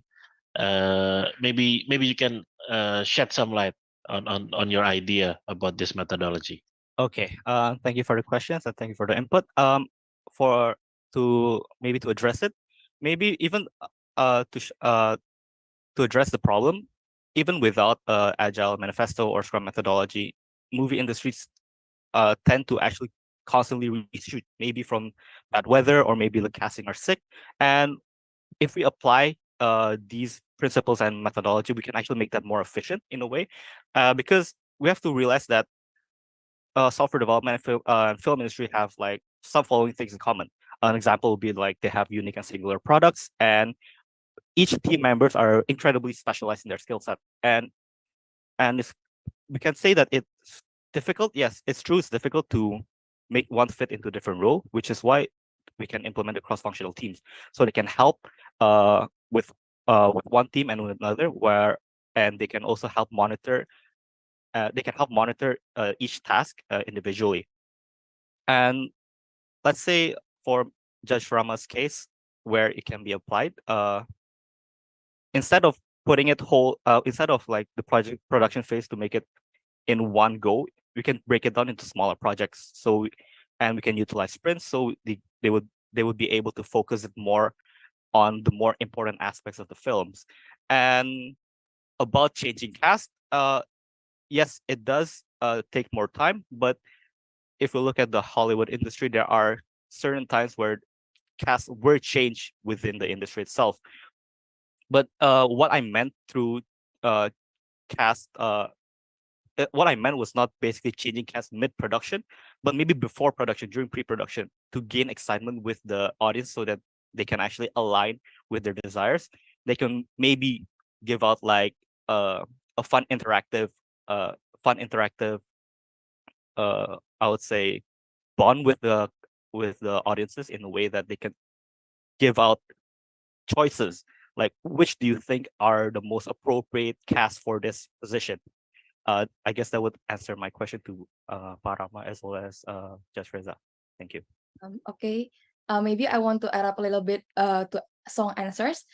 So previously, Song mentions for the pre-production and the production process, and now I want to highlight more to the post-production process. I know that as the Judge Reza mentioned before, in the production process, it is very difficult to change suddenly or to be agile. That's why we can focus also more on the post-production. For example, from the marketing aspect. Just take a case of a movie called A Man Called a Hawk. I know that a trend for that era about discussing about Mr. Hawk is it will not sustain that long. So how after the movie is released, how the hype can still be going on is that they like make TikTok or social media challenges where they can like following the gestures of Mr. Ahok, and by agiling in the post production, it will hype more again about the movie itself. Thank you. Okay. Yeah, I do understand the concept, and I think if you want to stick to your answer of being agile, I'd like to see more answers, more practical examples, specifically for movies. And I'll give you time for that. Don't worry, and you can come back on the grand finals for that. Moving on though, localization. Now I think you've hit on something very important, and this is something that I'm going to keep pushing. Is that stories that relate to Indonesian audiences are what we do better than Hollywood, right? That's Indonesian production houses' strength. So this is how we can differentiate ourselves and how we can get people that don't generally watch or prefer to watch our movies, they'll come and watch. So I guess a good example is if you think about yourselves, would you choose an Indonesian movie over an American movie? And what makes you choose those movies, right? So I'd like to see more analysis and more in-depth stuff about that. Maybe you can highlight. You've got some systems that you've highlighted here, SOSTAC, and you've got few other concepts, hierarchy concepts. Could you go more in depth about localization and how that's relevant?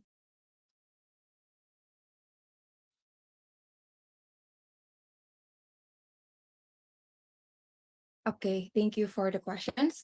So localization, as you already mentioned, it is the USP of Indonesian movie industry. And why? Because if we compare to the budget and also for like maybe the production process, we are not yet there as advanced as the Hollywood movie or any international movie. That's why lots of Indonesian movie focus more on localization. For example, not Dilan, and then for Gundala, which they also rise a very famous theme, which is action, and they collaborate with a traditional character from Indonesia itself. And how this can emerge to Indonesian market is because, for example, just take for Dilan. Why it is very famous in Indonesia? Because Dilan itself very relatable to like senior high school students, and the market for that kind of film, for example, romance and like something that is very relatable, is very high in Indonesia for the demand itself. And localization is also very crucial in the economic aspect, because lots of localization movie in Indonesia have shown that it has a positive economic impacts on the film industry in Indonesia. They encourage, because they also encourage like local talents, create jobs itself, and stimulate production and also distribution networks in Indonesia. I hope that answers your questions. Thank you. Yep. Rama, do you have any questions for them? Yes. So we've seen your presentation, so there is a lot of things there. If you can summarize all of your ideas and solutions to like a one applicable say solution, what do you think it is?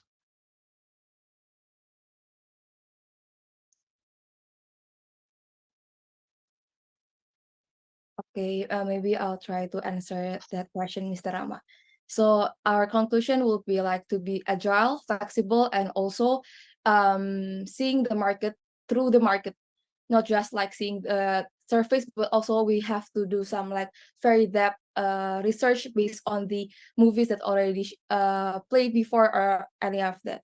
So the answer is that to be flexible and also innovative. For example, in the US, there is a called like a secret cinema, where they built an premiumization experience for movie itself, not only in just theaters, but it is a way to promote their movie in theater, because by adding more value to the movie itself, it will like attract more people and give them a additional value to watch that movie compared to other international movie. Any other guys want to add up?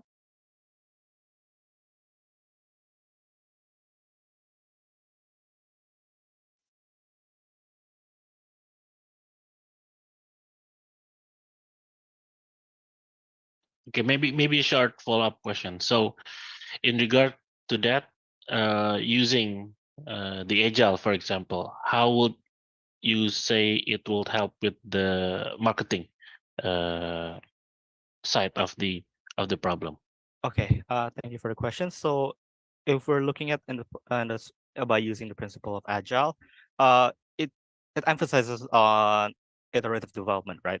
So it tells us that some aspects of the films can be finalized quicker because they are basically shot or built incrementally. And since some of the, let's say, the aspect of the films can be utilized, and you can take advantage of this by using it to, again, create audience engagement and build excitement in a way to create hype. So we can use that maybe again for teaser trailers, BTS footage, and again, short clips that you can actually market it out to the public. And yeah, I would say that could be used in the marketing aspect. Thank you. Okay, I do have one last question, I guess, since we do have a few minutes left. If I were to, just overall consider the answers that you've proposed, I would say that question 2 is probably the most thought out answer in my opinion. The analysis seems to be quite spot on. Question 1 as well, I would say is second, and then 3 could probably use a bit more work. I'd like to see more about how agile could be relevant in this system, in this space that I'm sure it's not that it hasn't been considered, it's that the space is it's just a different cycle, a different way of making the product, right? So I would say question 1, I guess that's where I get a little hung up. Question 1, do you have a summary for your question 1 answers? Because it's quite a lot that you've presented, and you've taken on the planning system, but I'd like a more concise answer for question 1, if you could. Okay, so maybe to sum up my team's work, so why we use the SOSTEC planning system? Because we want to analyze, to see strategically approach the challenges of effectively promoting for the Indonesian movies to promote their films and resonating with changing audience preferences. And we use this framework because it ensures a structured and comprehensive approach to explain our finding itself. So maybe for the conclusion that are the key takeaways that can be taken from the SOSTEC planning system for the questions 1 is that I actually already put in the slides, but I don't have that enough time to explain one of them. So the conclusion would be we need to be more customer centric. For example, we always need to analyze the trends, pre-production, production, and post-production itself. Always analyze and for example, we already make a marketing plan in the production process, but when the production process finish and we come out to the post-production, suddenly the market trends is different. That's why we have to be more adaptable and also flexible. We have to, like, maybe, for example, change all the marketing plan and adapt to the new one. That is one of the conclusion itself. The second one is to differentiating and positioning and also the branding, the brand messaging. That is why when a company in Indonesia or in a film industry in a whole of Indonesia needs to position themselves where they can differentiate or adding value that differentiate them from the other international movie itself. For example, that already mentioned before, by localization or maybe by bringing up stories from Indonesian culture. And lastly is for technological integration. For example, technological integration is what I already mentioned before, is by also one of them is through premiumization. For example, of the movie Avatar, they create a premiumization where they visualize it in a way that when a person watch that film, they can like experience that they're also in the Avatar world itself. So maybe that's all for answering the questions 1 in a sum. Thank you. Okay, thank you. Okay. Thank you very much. And unfortunately, that does mark the timing for our Q&A session for this part. And once again, I'd like to say thank you very much to Team Hakapan for presenting your presentation, as well as the judges for taking the time out of your day to be here today for our semi-final round. Thank you very much, everyone. All right. And so moving on, we actually still have some more in line here for this day 1 of CUBE event. So, but before we get into all that, maybe just a quick recap. We've already had 4 presentations from 4 different teams: Dan Changers, Proton of Youth, FBR, and also Hakapan. And next up, we also have another webinar, so don't go anywhere just yet. But I know that everyone here, whether it's viewers at home, whether it's participants here or the judges, we all might need some time to refresh, maybe get some food, get a bit quick drink, or maybe just go go quickly to the toilet. And for that, I would like to initiate the 15-minute break that we will have. And so we will be back at around 15:35 to 15:37. Once again, we'll be back at 15:37 to continue towards our webinar session. And so without further ado, please do enjoy your quick break, guys, and see you guys soon. Bye-bye.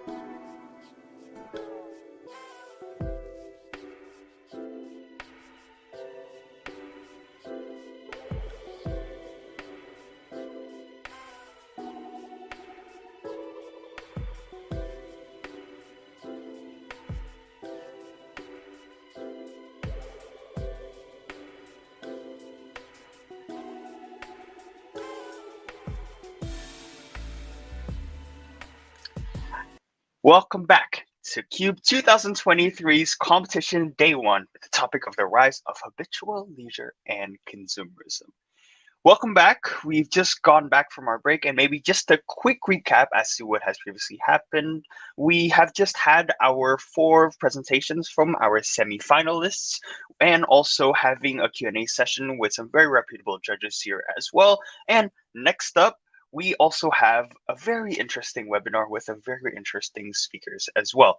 And so, the speaker is already here with me today. So without further ado, I would like to have the honors of introducing the speaker himself, which is from Bukalapak, and his name is Mr. Rivaldo Gere Gurky, as the Strategy Demand, Growth, and Initiatives at Mitra Bukalapak and VP Marketplace. And so, without further ado, I would like to have the honors of inviting Mr. Rivaldo right onto the stage here with me to start this webinar.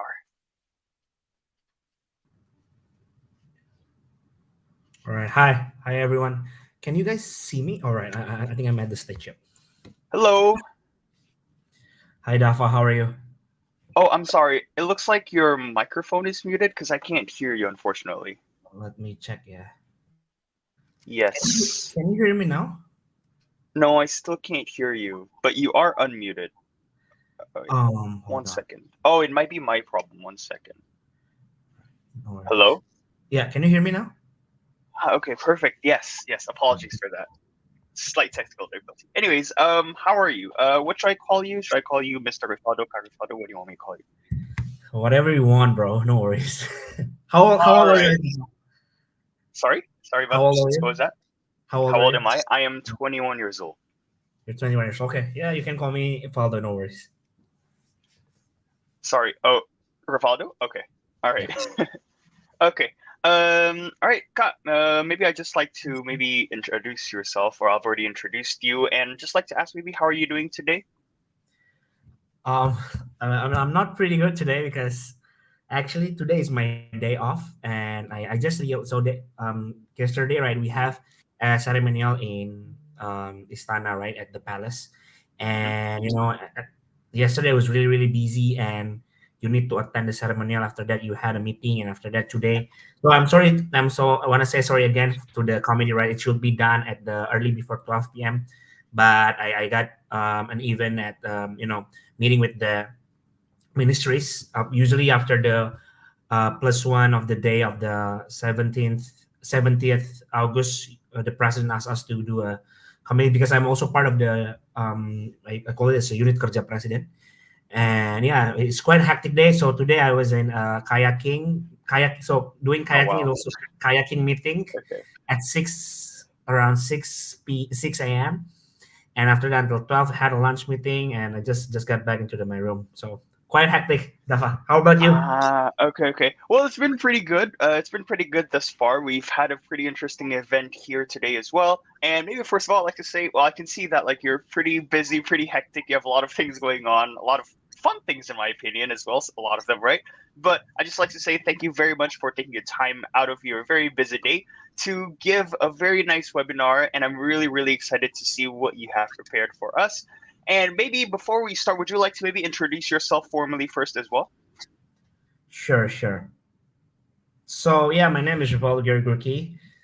Usually but it's recorded, but it's okay, right? So people call me Faldo, but usually I always use this joke. So there is a time where I use my name as Gere in Bumble and dating app. So usually sometimes if the event is conducted at Zoom and I am somewhere, like last year, I forgot that I had a chance to match with some girl, and they texted me in the private chat and they call me Gere. Right, so I hope there are no ones here.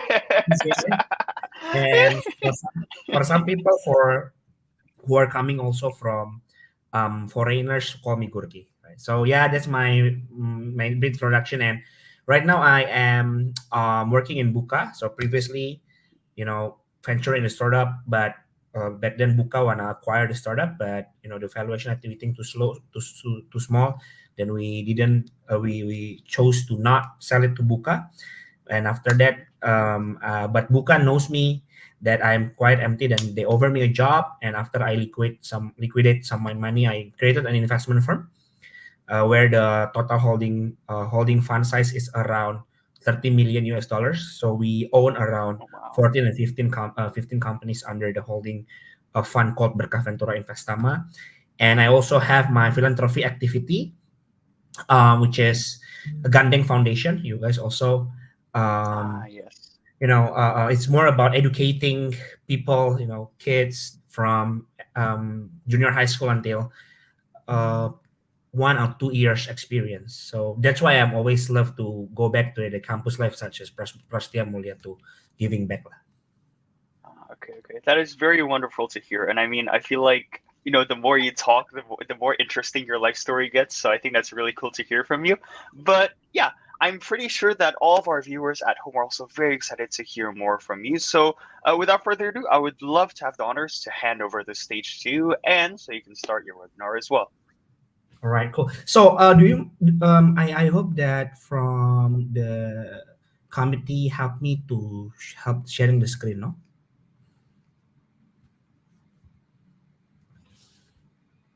Yes. So I believe the committee will also help with the share screen, or do you prefer to share the screen yourself? No, I prefer the committee to help me to share the screen, please. Okay, no worries. So I do believe that the committee will help with that.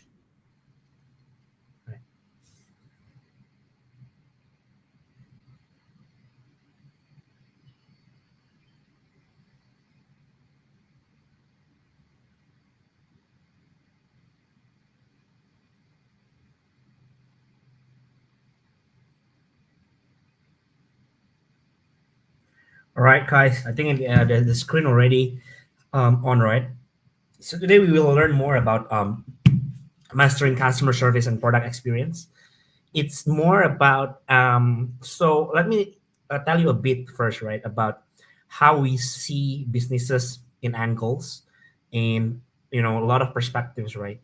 So we can actually, in the businesses, we can see that ourselves or a business to first acquire customer. Right after they acquire customer, they need to put retention methodology to make them retain in the customers, and after that they need to put an effort to, we call it as a to not churn, right? So retain at some points, but you cannot always burning money for them to retain, right? For example, like in Gojek, how they acquire customers, they give vouchers, and how they retain the customers, they also give vouchers, injections. So you guys keep doing it, keep using Gojek or any application or startups, and but you cannot keep always burning money. And one of the ways to keep them retained without not burning money, we call it, is by how can we make them not churning. Not churning means that not using other application and keep using our application, but without putting so much effort. So one of the ways, there are a lot of ways to do it. First one is like you create a good product, right? And after that, you create such as good product means that a product market fit, right? For example, like and market fit, and also hard to copy. Hard to copy means, for example, if you see Toko, if you see Buka, if you see Gojek, those are the things that actually easy to copy, right? Because marketplaces that you can go to the Shopee, you can go to Tokopedia, you can go to Amazon. But such as, for example, like inhaler obat asthma, right? For because I'm also an asthma sufferer, and it's really hard to copy, and people need to keep buying the same brand as well. That's for example, or somewhat maybe a car. So it's a hard to copy product. And one of the other ways also is also using a customer service or product experience, right? So when you guys using the product experience or customer service with a good methodology, people will retain more.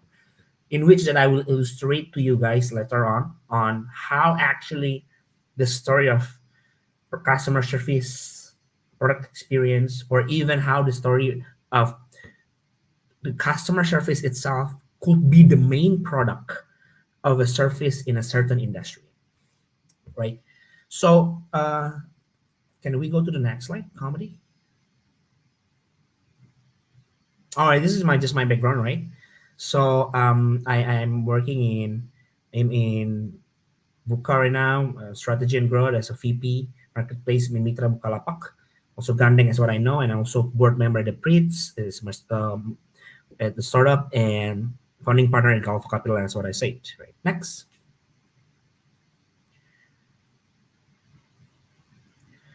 All right. So how do so many business fails? Right. How do so many business fail? So there are a lot of reasons of the business fails. Right? So I put here in any ideas because I think that I can see the audiences, but I can't. So just let's go to the next slide. Comedy. Okay. So it's actually coming first is actually inadequate team and leadership. Second one, operational issue. Operational issue is more like something like if you go to the somewhat, if you try new application and you see that a lot of boxes, a lot of bugs, a lot of unfixed unfixed issues, you just direct to delete the things, right? So it's kind of operational issue, lack of adaptability. Lack of adaptability here means that it's easy for you to adapt on the application. Have you ever experienced like ini kok gue nggak bisa pakai sih aplikasi ribet banget deh, something like that really create a confusion product experience.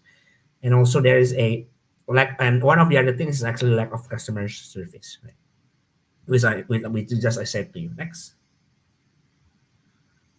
So what is actually customer service, right? Can go next, Comedy. So what is customer service? So customer service is actually the direct one-on-one interaction. So that's the key, yeah? One-on-one direct interaction between a consumer making a purchase and a representative to the company that is selling it. So what I'm trying to say here is more about the key is one-on-one. So you cannot do it not one-on-one. You cannot do it, what can I say, is like system on one, right? And one-on-one is here is like the individuals.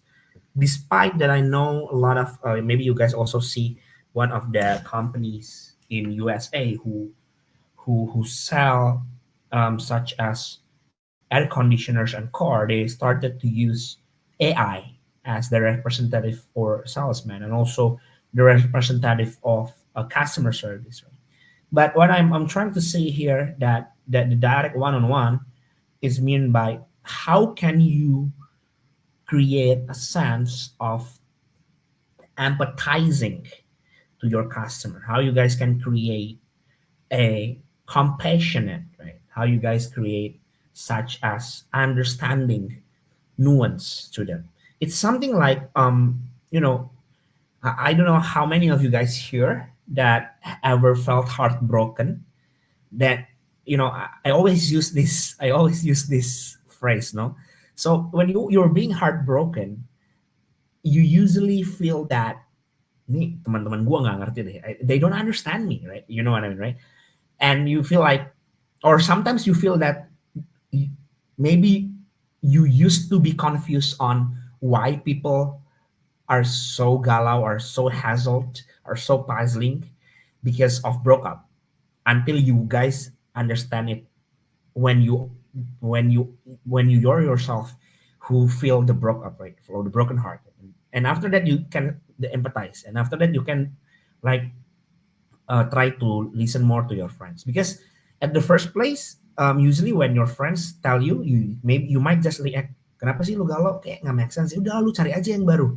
It sounds like easy, right? You're not validating your friends feeling until you are the one who feel that way. And right now you're not just saying udah deh cari aja yang baru, but you're saying like, hey, it's okay, it's part of life. You validate their feelings, right? So what I'm trying to say here is what hard about a customer service is how can they empathizing and put themselves into a complaining customer, or into a customer that they call them or ask. They need to put themselves into the three things, right? So you guys can write it down. First one, how they think, so it's mindset. Second one, how they feel, it's a heart set, right? And how they might respond. And how might they respond is actually called as a responsibility. It's like responsiveness, right? So what I want to say more about the mind, it's more about called as how they think. For example, oh, this product is just my so bad. I might not use it, or something like, oh, this product might not they're not helping me, they're not doing here and there, or whatever, right? So it's more about doing things that is um that is things you should do, and focus on the on empathizing that, right? And mindset is, or sorry, heart set or feel, it's more about how you can know what they are feeling, right? Is it happy, or are they just testing out the customer service? Are they just feeling confused? Are they just feeling gut triggered? Maybe they are not easily get to anger, but maybe they feel that a lot of people are giving them pressure, and when they feel pressured, they just feel that it clouded their judgment into a product. Turns out the product may be good, right? And the third one is like, you might predict the how they might respond. So how I think that they might respond is more about, if you can sense how they'll respond in a, is it a proper manner, what kind of words they did want to use, right? So that's the thing, right? So after this, I want to share you about a really good story about how a very really good hotel called a JW Marriott founders found the companies, right? I don't know how many of you guys that already went to the JW Marriott. They have very very excellent customer service. They are 6-star hotel, I might say, right? They, if you call the chef to create a menu, to create a food that is not written in the menu, trust me, do you know what they will say? We will make it, right? So I ever asked to in the JW Marriott in the US, it's a menu that I really really miss. Indonesian food, I asked them to create a rendang. They directly create it for you, right? So hospitality, serving the customer. Customer service is not just one who call it, but serving the customer, the one who serve the customers. So that's who doing a customer service. So this founder of the JW Marriott actually made his customer service as the core product of the company, and also, yeah, of course, as the product of the room, how the bath feel when they sleep, and what next. So back then in the customer service, so back then is the JW Marriott's customer. They are in the bank, right?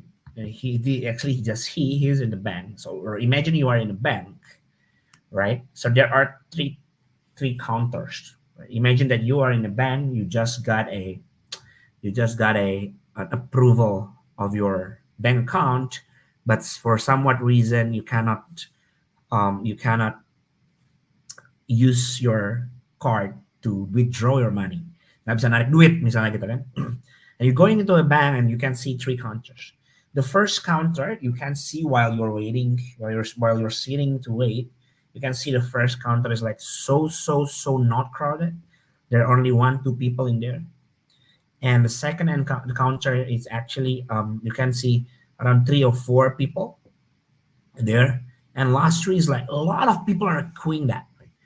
I believe that if I were the guy, or if it's me, I just wait in the first counter. I don't want to wait in the counter that has a very very long queue. Why? Because I don't want to waste my time, because I have a lot of things to do and whatnot. So back then, this guy actually come and observing this in the back. So the guy observed on the first one, right? He sees that the first counter customer service, or the counter guy, or the counter person, the counter woman, see really solving things fast without asking how are you and whatnot. Is directly, what can I help you, right? And so the stage is like, what can I help you? And after that, the customer who want to complain that, oh, this is my problem ABCD, and the counter guy is just like, okay, we can solve this through blah blah blah blah blah. Is there anything I can help you? That's it, right? And so it's so in the counter guys, in the first counter guy's mind, it's always about how can I get this done. That's it. And the second counter guy, the second counter customer service can see, quite a lot, but not that a lot. 2, 3, 4, 5 people in a time they want to wait. And what's interesting is the customers asking about how are you, right?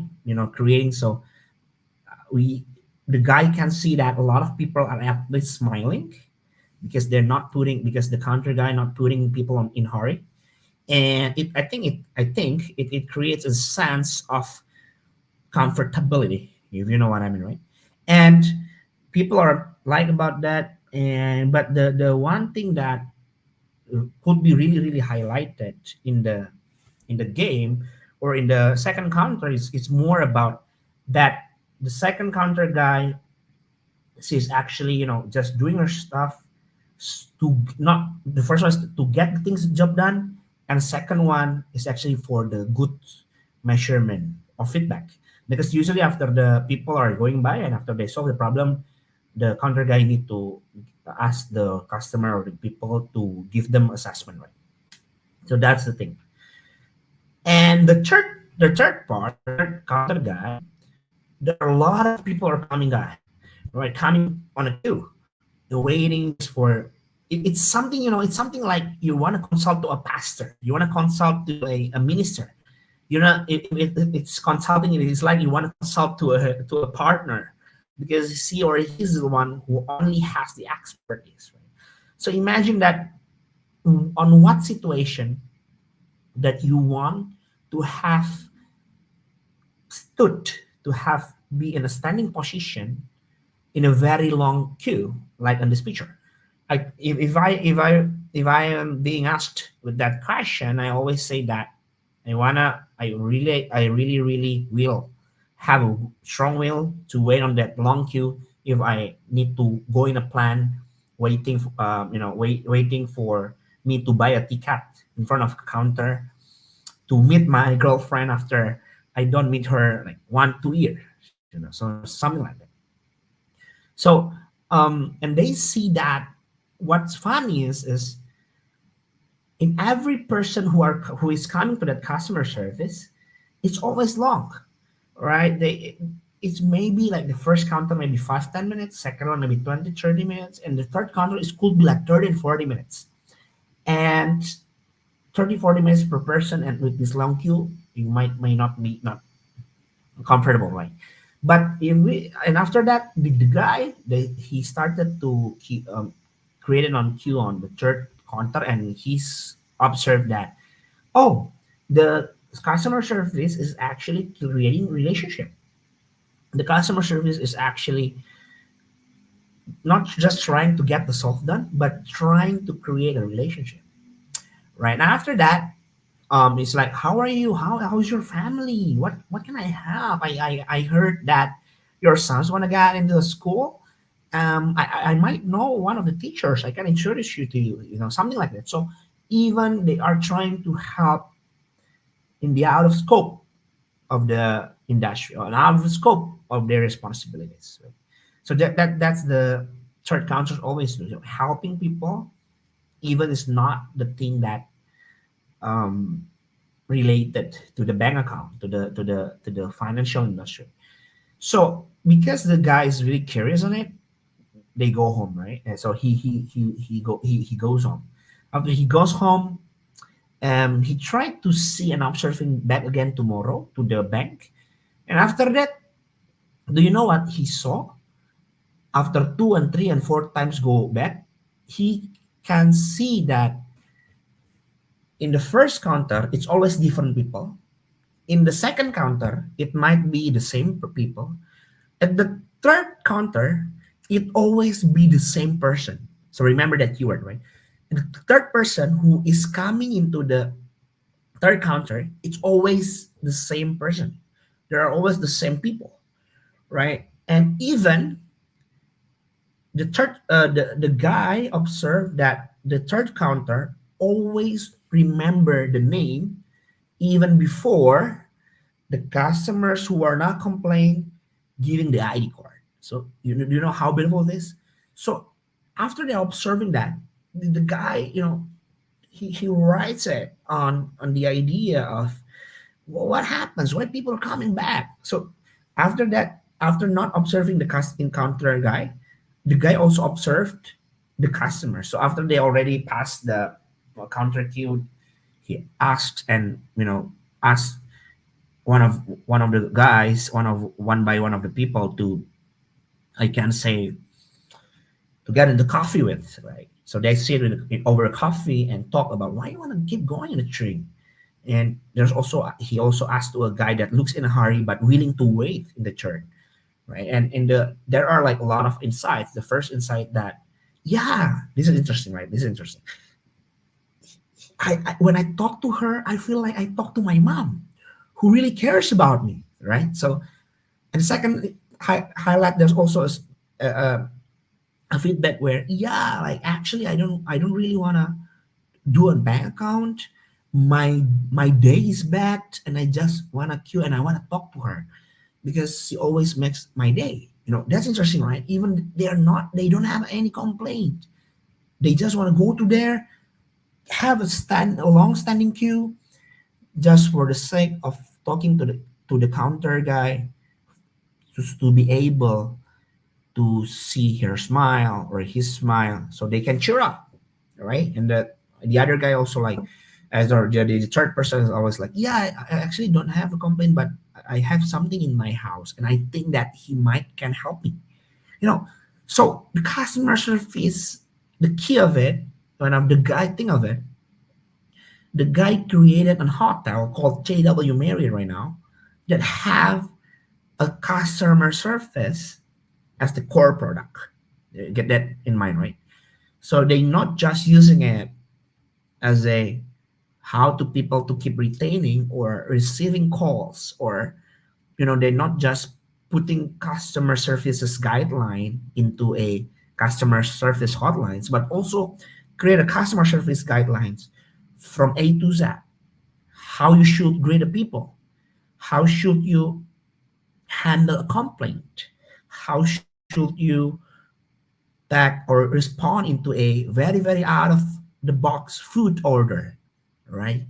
So that's the idea. So after that, he created JW Marriott to, to do this hospitality industry and to create a more sense to it, right? So that's the thing. And after that, next please, comedy.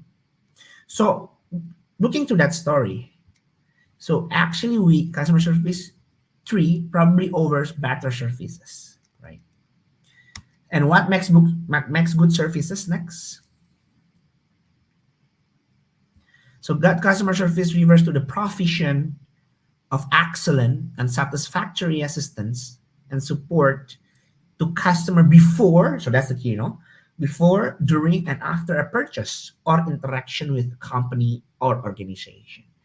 So that's the idea that we wanna know, right? Good customer service, provision, excellent, satisfactory, and before, during, and after a purchase. So when people coming to you before the purchase, you should know the product and can keep answering the surprise questions, the out of the box questions. You need to be ready of it. And during means that when they are purchasing, you can ask, is there anything I can help? Is there anything that you want to add into your chart? Is there anything that you want to do before we close this deal? Questions that I can answer, something like that, right? So more about it. And after a purchase means that,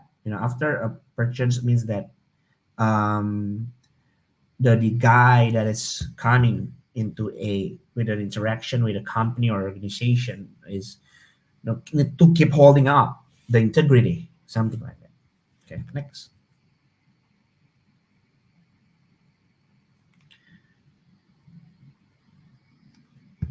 Next please, comedy. Do you mind? All right, cool. So here so what are the things, right? So I think more or less what I put here is actually 4 ways to do it, right? And how to measure it in a very simple way, right? So the first one is speed. You need to know, because I know that the first example that I thought is more about doing the things where I say that, ask about how are they, and maybe not speed, but speed here is more about usually to be need to be done in a very very instant manners, or very very customer yang marah-marah banget gitu ya.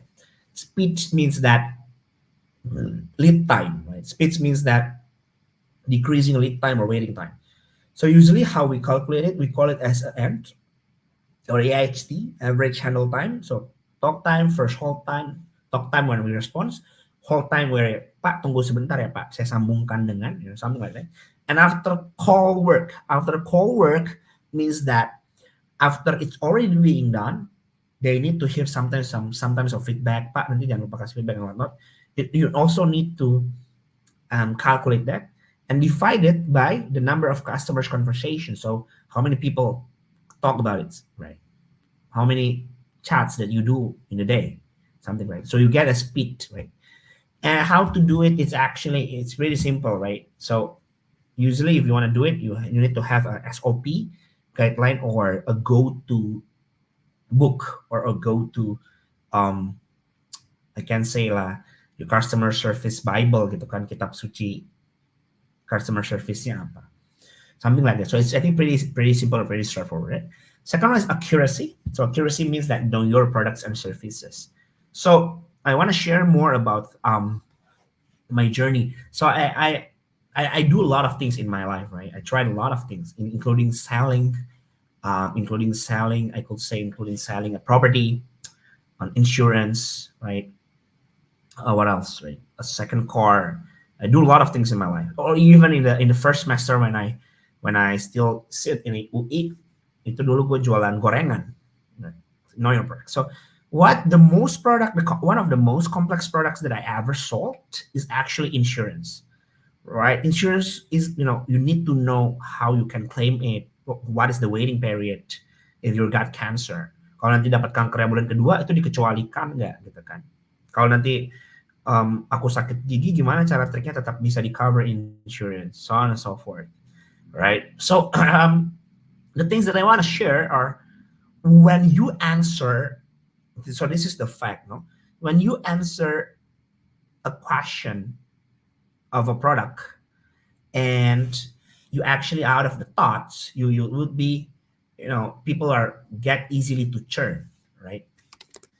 So you might need able to know your product first. So back then, and I talked to the insurance, and how this is the tips lah ya, but how can I answer things? I always say like this, so you might use this as well, right? In the customer service. Oke, baik Pak, sebentar saya sambungkan dulu, saya coba call headquarter dulu ya, head office. Padahal yang gua call it's not the head office. Yeah, sometimes I call the head office, but sometimes, most of the times, I call my leader, right? I call my friend. Hey, please explain me this, blah blah blah. But how you communicate to them, you might not be able to give the accuracy of the product, but you also can, it's such as re-engineer the ways of you communicate, right? So I'm gonna next. So you just say that, let me call the check into the cat products first, something like that. So third one is actually empathy. Show customers you care. This is, I think, already very, very explained, yeah, from the example that I took on the JW Marriott history. So showing empathy, how are you? Put yourself into them, listen closely. If you cannot feel what they feel, just validate. That's the key. Validate their feelings. So validate such as, oh yeah, okay, I understand that Pak. It's really get usual for you to sedih. Gak apa-apa banget, ini valid kok Pak. But what can I help to do it? Saya anjurkan ya Pak untuk melakukan ini dan itu. Something like that. Right? So empathizing means that two things: validating things, right, and help them to know what actually they feel. Maybe vice versa ya. Help them to divine what they feel. Pak, Bapak, what do you feel right now? Saya kesel banget. Kenapa kesel? Jadi Bapak lebih ke kesel gara-gara nggak direspon ya Pak. Jadi perasaannya malas nunggu gitu kan. And the second one, validate. Okay Pak, we were sorry to that on the behalf of the company. That's actually our mistake. Let me improve ya Pak in the future. Something like that. Fourth one is actually respect. Be kind and human. So when I'm saying this, be kind means that this is the principle that doesn't just apply to customer service, and it kind of speaks for itself. And pro tip, that don't underestimate the power of pleasantries. For starters, you can always introduce yourself, revert to your customers by name, and say hi and bye during every conversation and interaction. So consistency is essential when it comes to maintaining a fast response and displaying kind attitude. So consistency means here consistency on saying hi, consistency on saying maaf. Makanya kadang lu sadar kan kayak kalau kita lagi di call, ini kayak maaf mulu, ini bilang hi mulu, ini bilang oke baik ditunggu ya Pak, saya cek lagi ya, something like that, the words, repetitive words. Because usually it helps the listener sometimes being more cranky, but sometimes being more stabilized. Next. Last slide, please. Right, this one. Comedy, help me to go to the next slide, please. Right, this one. So how do you measure that you have a good customer service? It's simple, not promoter score. So you calculate how many people out of total people, means the percentage, yeah? How many people out of total people that want to promote your product, want to promote your customer service, minus the total people that might not want to refer your product or customer service out of total product. So percentage of promoters, people who want to promote your product or customer service, and minus detractors. So usually in the number of 7 and 8 are really, really good, but class like your logo here, like BCA, BCA, they're always very, very good customer of the score of the net promoter score, right? All of the people are recommending BCA. Pak, kalau bukan rekening BCA aja udah deh. Dia punya pelayanan bagus banget. So let me close you with this story. So there's a time when I went to a BCA in di GI-nya ya. I don't know where it is around GI. And BCA di situ tuh there is a moment where my best friend went there, and we didn't see that a cat that we used to sayang-sayangin gitu kan. Because usually there's always a cat in front of the lobby, and kita selalu suka sayang-sayangin. And after that, after a few weeks later lah, we never see a cat again. We thought that kayaknya udah diambil orang and whatnot. And after that, kita ngomong ke Pak security-nya, Pak kok nggak ada kucingnya lagi, kasihan banget kalau nggak ada yang mau rawat, jangan dibuang ya Pak, kasih kaku aja, they say like that. And after that, a week later, the exact same kid is actually coming to the branch of BCA, and ya udah dirawat aja gitu sama satpamnya. Lucu kan, like it's actually one thing out of the scope of BCA being taken care of, something like that. So I think that's it from me today. Let's wrap up this and begin the Q&A session. I think I'll throw it again to the MC,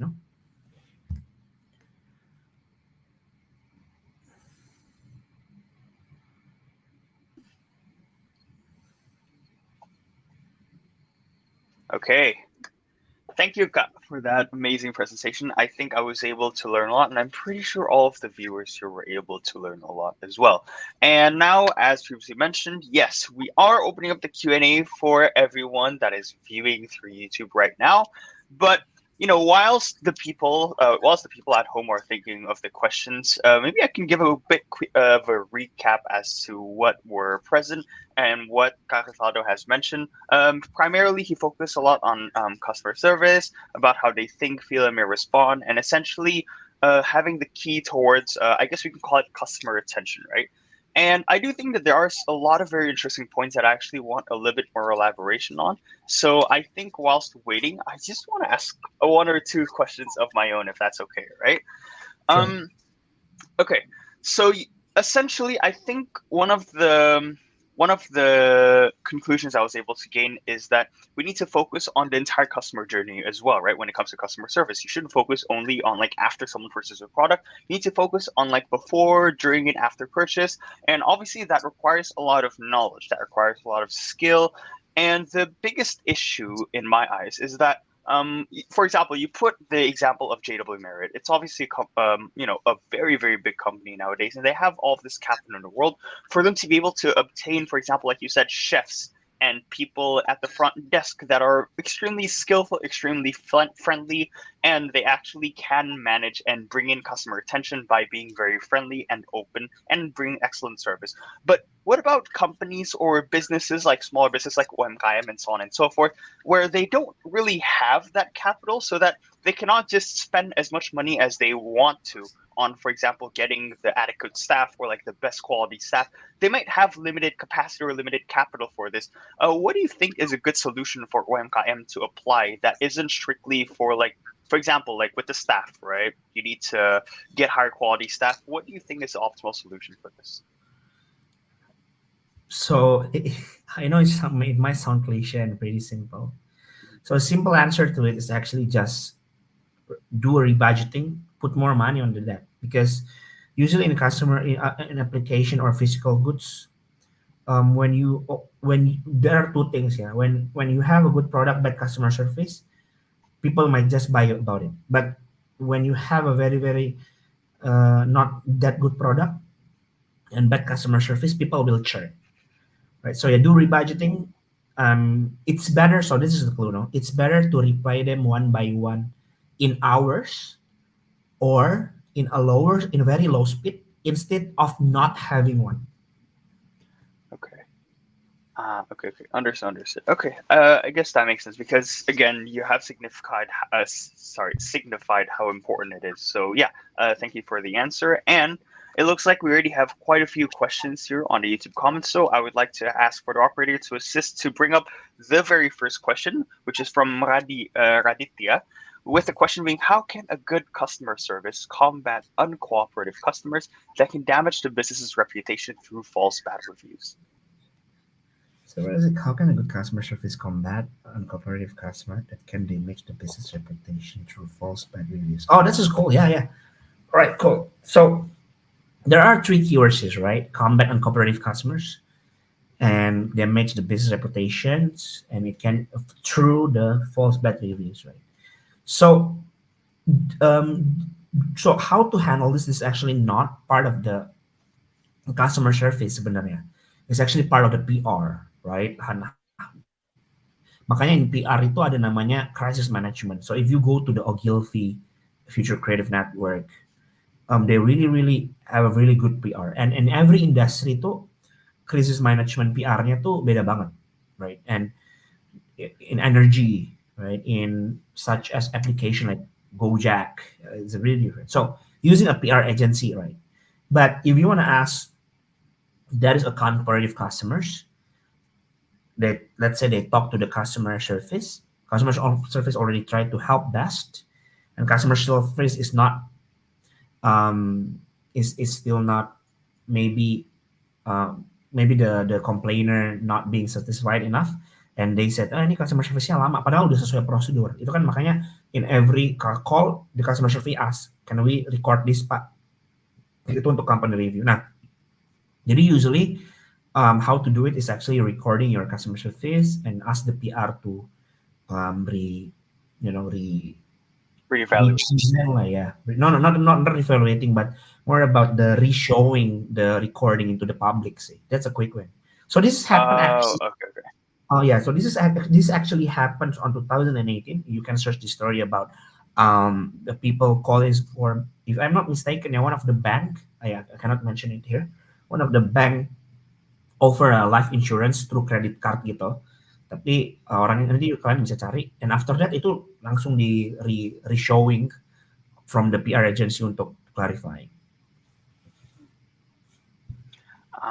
I see.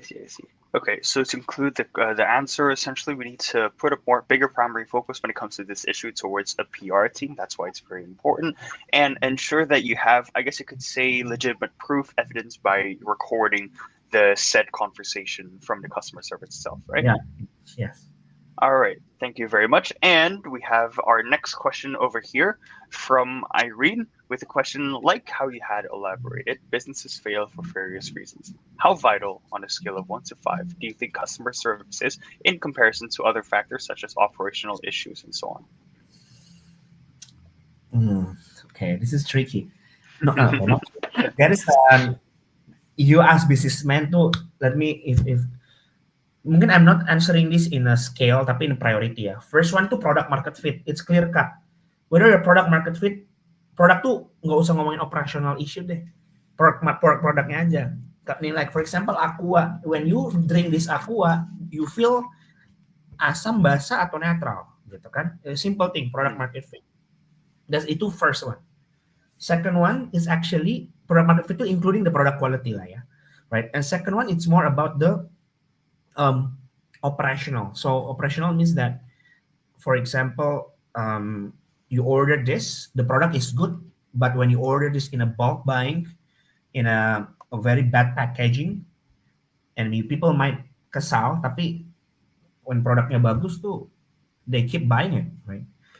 A lot of happen, right? If you remember, kita kalau jadi panitia di kuliah sering banget pesan aqua gede, kardusnya jelek, tapi people, oh ya udahlah, udah biasa. Right? So second one is actually operational.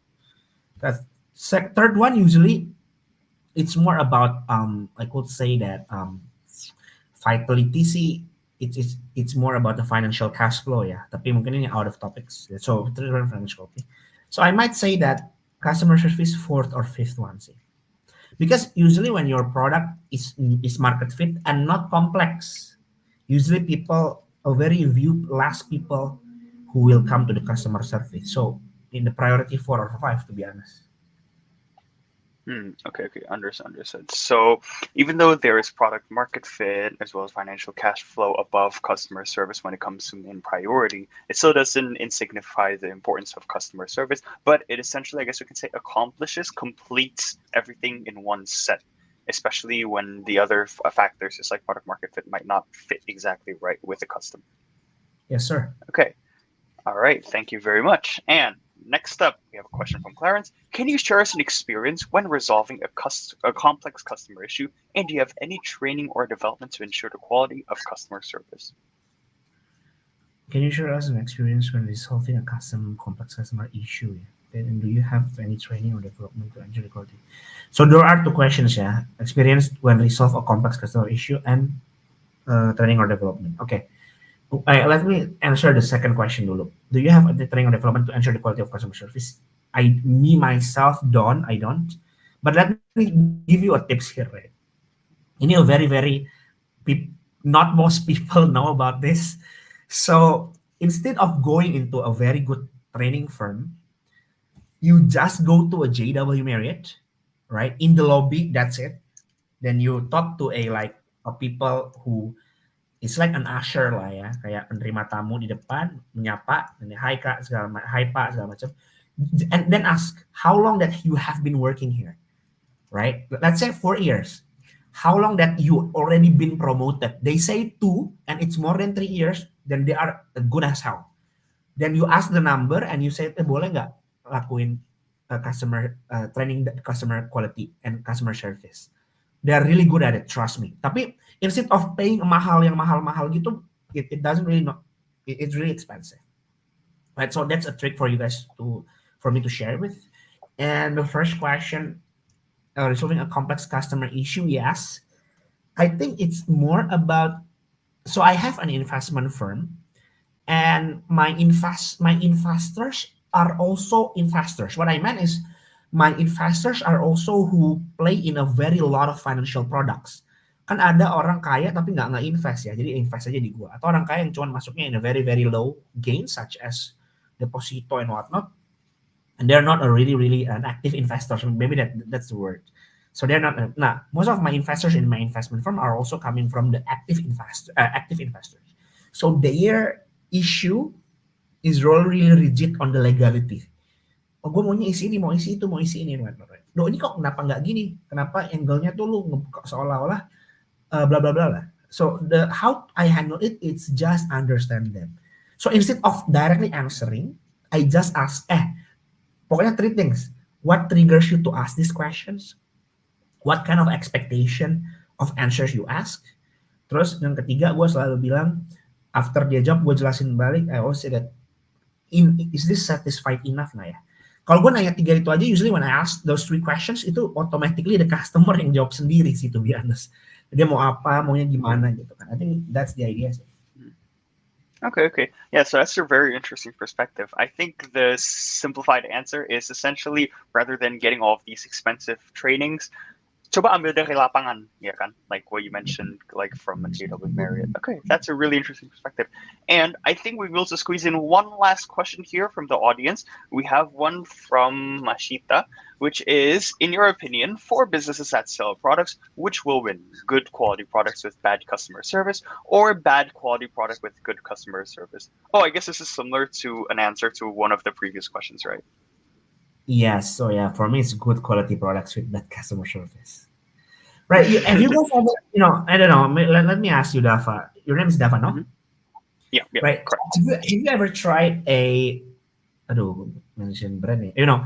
Okay, let me show this. Have you ever tried like a marketplace to buy a ticket for plane, trains, and also try to do a refund nggak? I have, but I'm not sure if I've ever done a refund. Maybe you can elaborate. So I asked them banyak yang not refund deh, reschedule. Reschedule. Way back then. I'm not even sure if it's with an application, so I don't know if I can relate. Maybe you can try and elaborate first. Yeah, so back then I asked them to all of my friends. They really had an application of X gitu ya untuk beli tiket pesawat. Karena kalau minta reschedule tuh susah banget, customer service-nya jelek banget, malah bot yang balas kita tuh bot robot gitu. Tapi we keep buying from that platform anyway because simple. It can directly summarize the cheapest product into the most expensive product and the fastest flight into the longest flight. And we can just like 2-3 clicks away until we buy it, right? So good quality products with a bad customer service. Okay.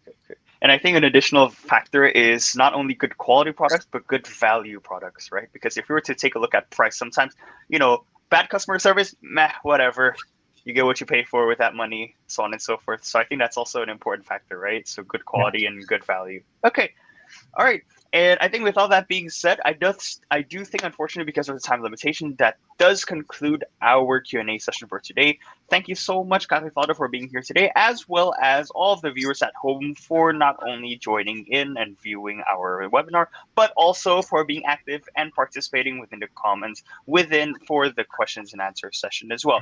But before we officially end this part of our event today, to commemorate this moment, maybe I would like to invite Farid to take a virtual photo session here with me. So, how do you want to pose? Let's just do a normal pose, I guess. Yeah. It's up to you, bro. All right. So I'll just count down. And we'll take a couple of photos. Okay. All right. 3, 2, 1.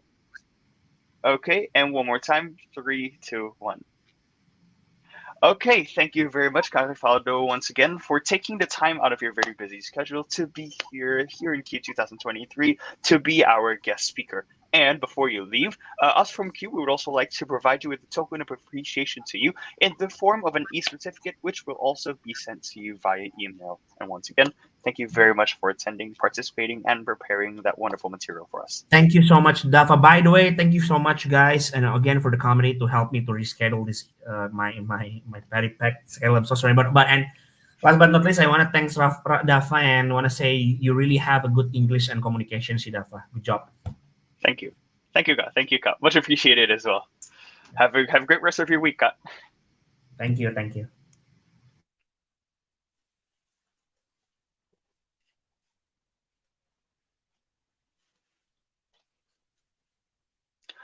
All right, ladies and gentlemen. Now, before we conclude today's session, I would like to quickly inform you to please fill in the feedback form. So you can see the feedback form right over here on the left side of the screen, and you should also be able to see it through a personal chat, through the chat in the YouTube section as well. And please do save it as well, as not only will this feedback form allow for you to receive your e-certificate, but this will also be put in place as the form of your absence or attendance for your participation here today. If you are unable to fill this form at the current moment, once again, please do save the link or screenshot this QR code as you have until midnight to fill it in. And not to mention, this will also be brought up for another 2 minutes, so you can just take your time and quickly fill it in. It shouldn't really take a lot of time for you to fill in this feedback form, as it not only will bring the attendance and the certificate as well, but it will also allow for us to understand how to make these events better for you viewers all at home. And as a quick recap of everything that has happened today, we've already had a pretty long day with a lot of very, very different interesting presentations. Very first one, we've started with some opening speeches, as this is the day one of the actual competition itself. And not to mention, we also had 4 different presentations from 4 different groups from different universities. First one, we had dance singers, we had the team Fountain of Youth, we had Team FBR, and lastly, we also had Team Harapan Renda with some very wonderful judges on board as well, both from the committee from Universitas Prastam Mulia, as well as those from our main case contributor, Star Vision. And thank you very much once again, everyone, for attending. We really do appreciate the attendance and the how active all of you have been here as well. And not only that, but in order to close things off today, we also had a very, very interesting webinar with our guest speaker, a very respected speaker. And lastly, I would also like to remind everyone here to please don't forget that for those who are participating within the competition itself, next week on August 25th, the final stage of the competition will be taking place at the Universitas Prastam Mulia BSD campus in Edutaun, in what is called our Heri Yusuf Auditorium in the William Suryajaya building. So you can ask the security if you are a guest to figure out where the location is, and the auditorium itself will be at the 3rd floor of that particular building. And so, with all that being said, thank you very much, everyone, for participating and attending. And please do not forget to fill in these feedback form. You still have about 1 more minute to fill in so. And after that, then we will do an official formal closing. And whilst waiting for so, I would also like to give a quick shout out and quick plug, not only to follow Cube's social media at our Instagram. Please do follow us at cube.prasmul. Once again, follow us at cube.prasmul in order for you to get the most recent updates, not only for when it comes to this competition, but also a lot of very interesting details and facts about economics and the global landscape of things. As well, thank you very much to our case contributor once again, PT Karisma Star Vision Plus, our main sponsors, PTI and Vision Plus, and lastly, our sponsor, Jaquel, as well as our media partners that have helped us be able to bring this event out into the world and into everyone viewing at home.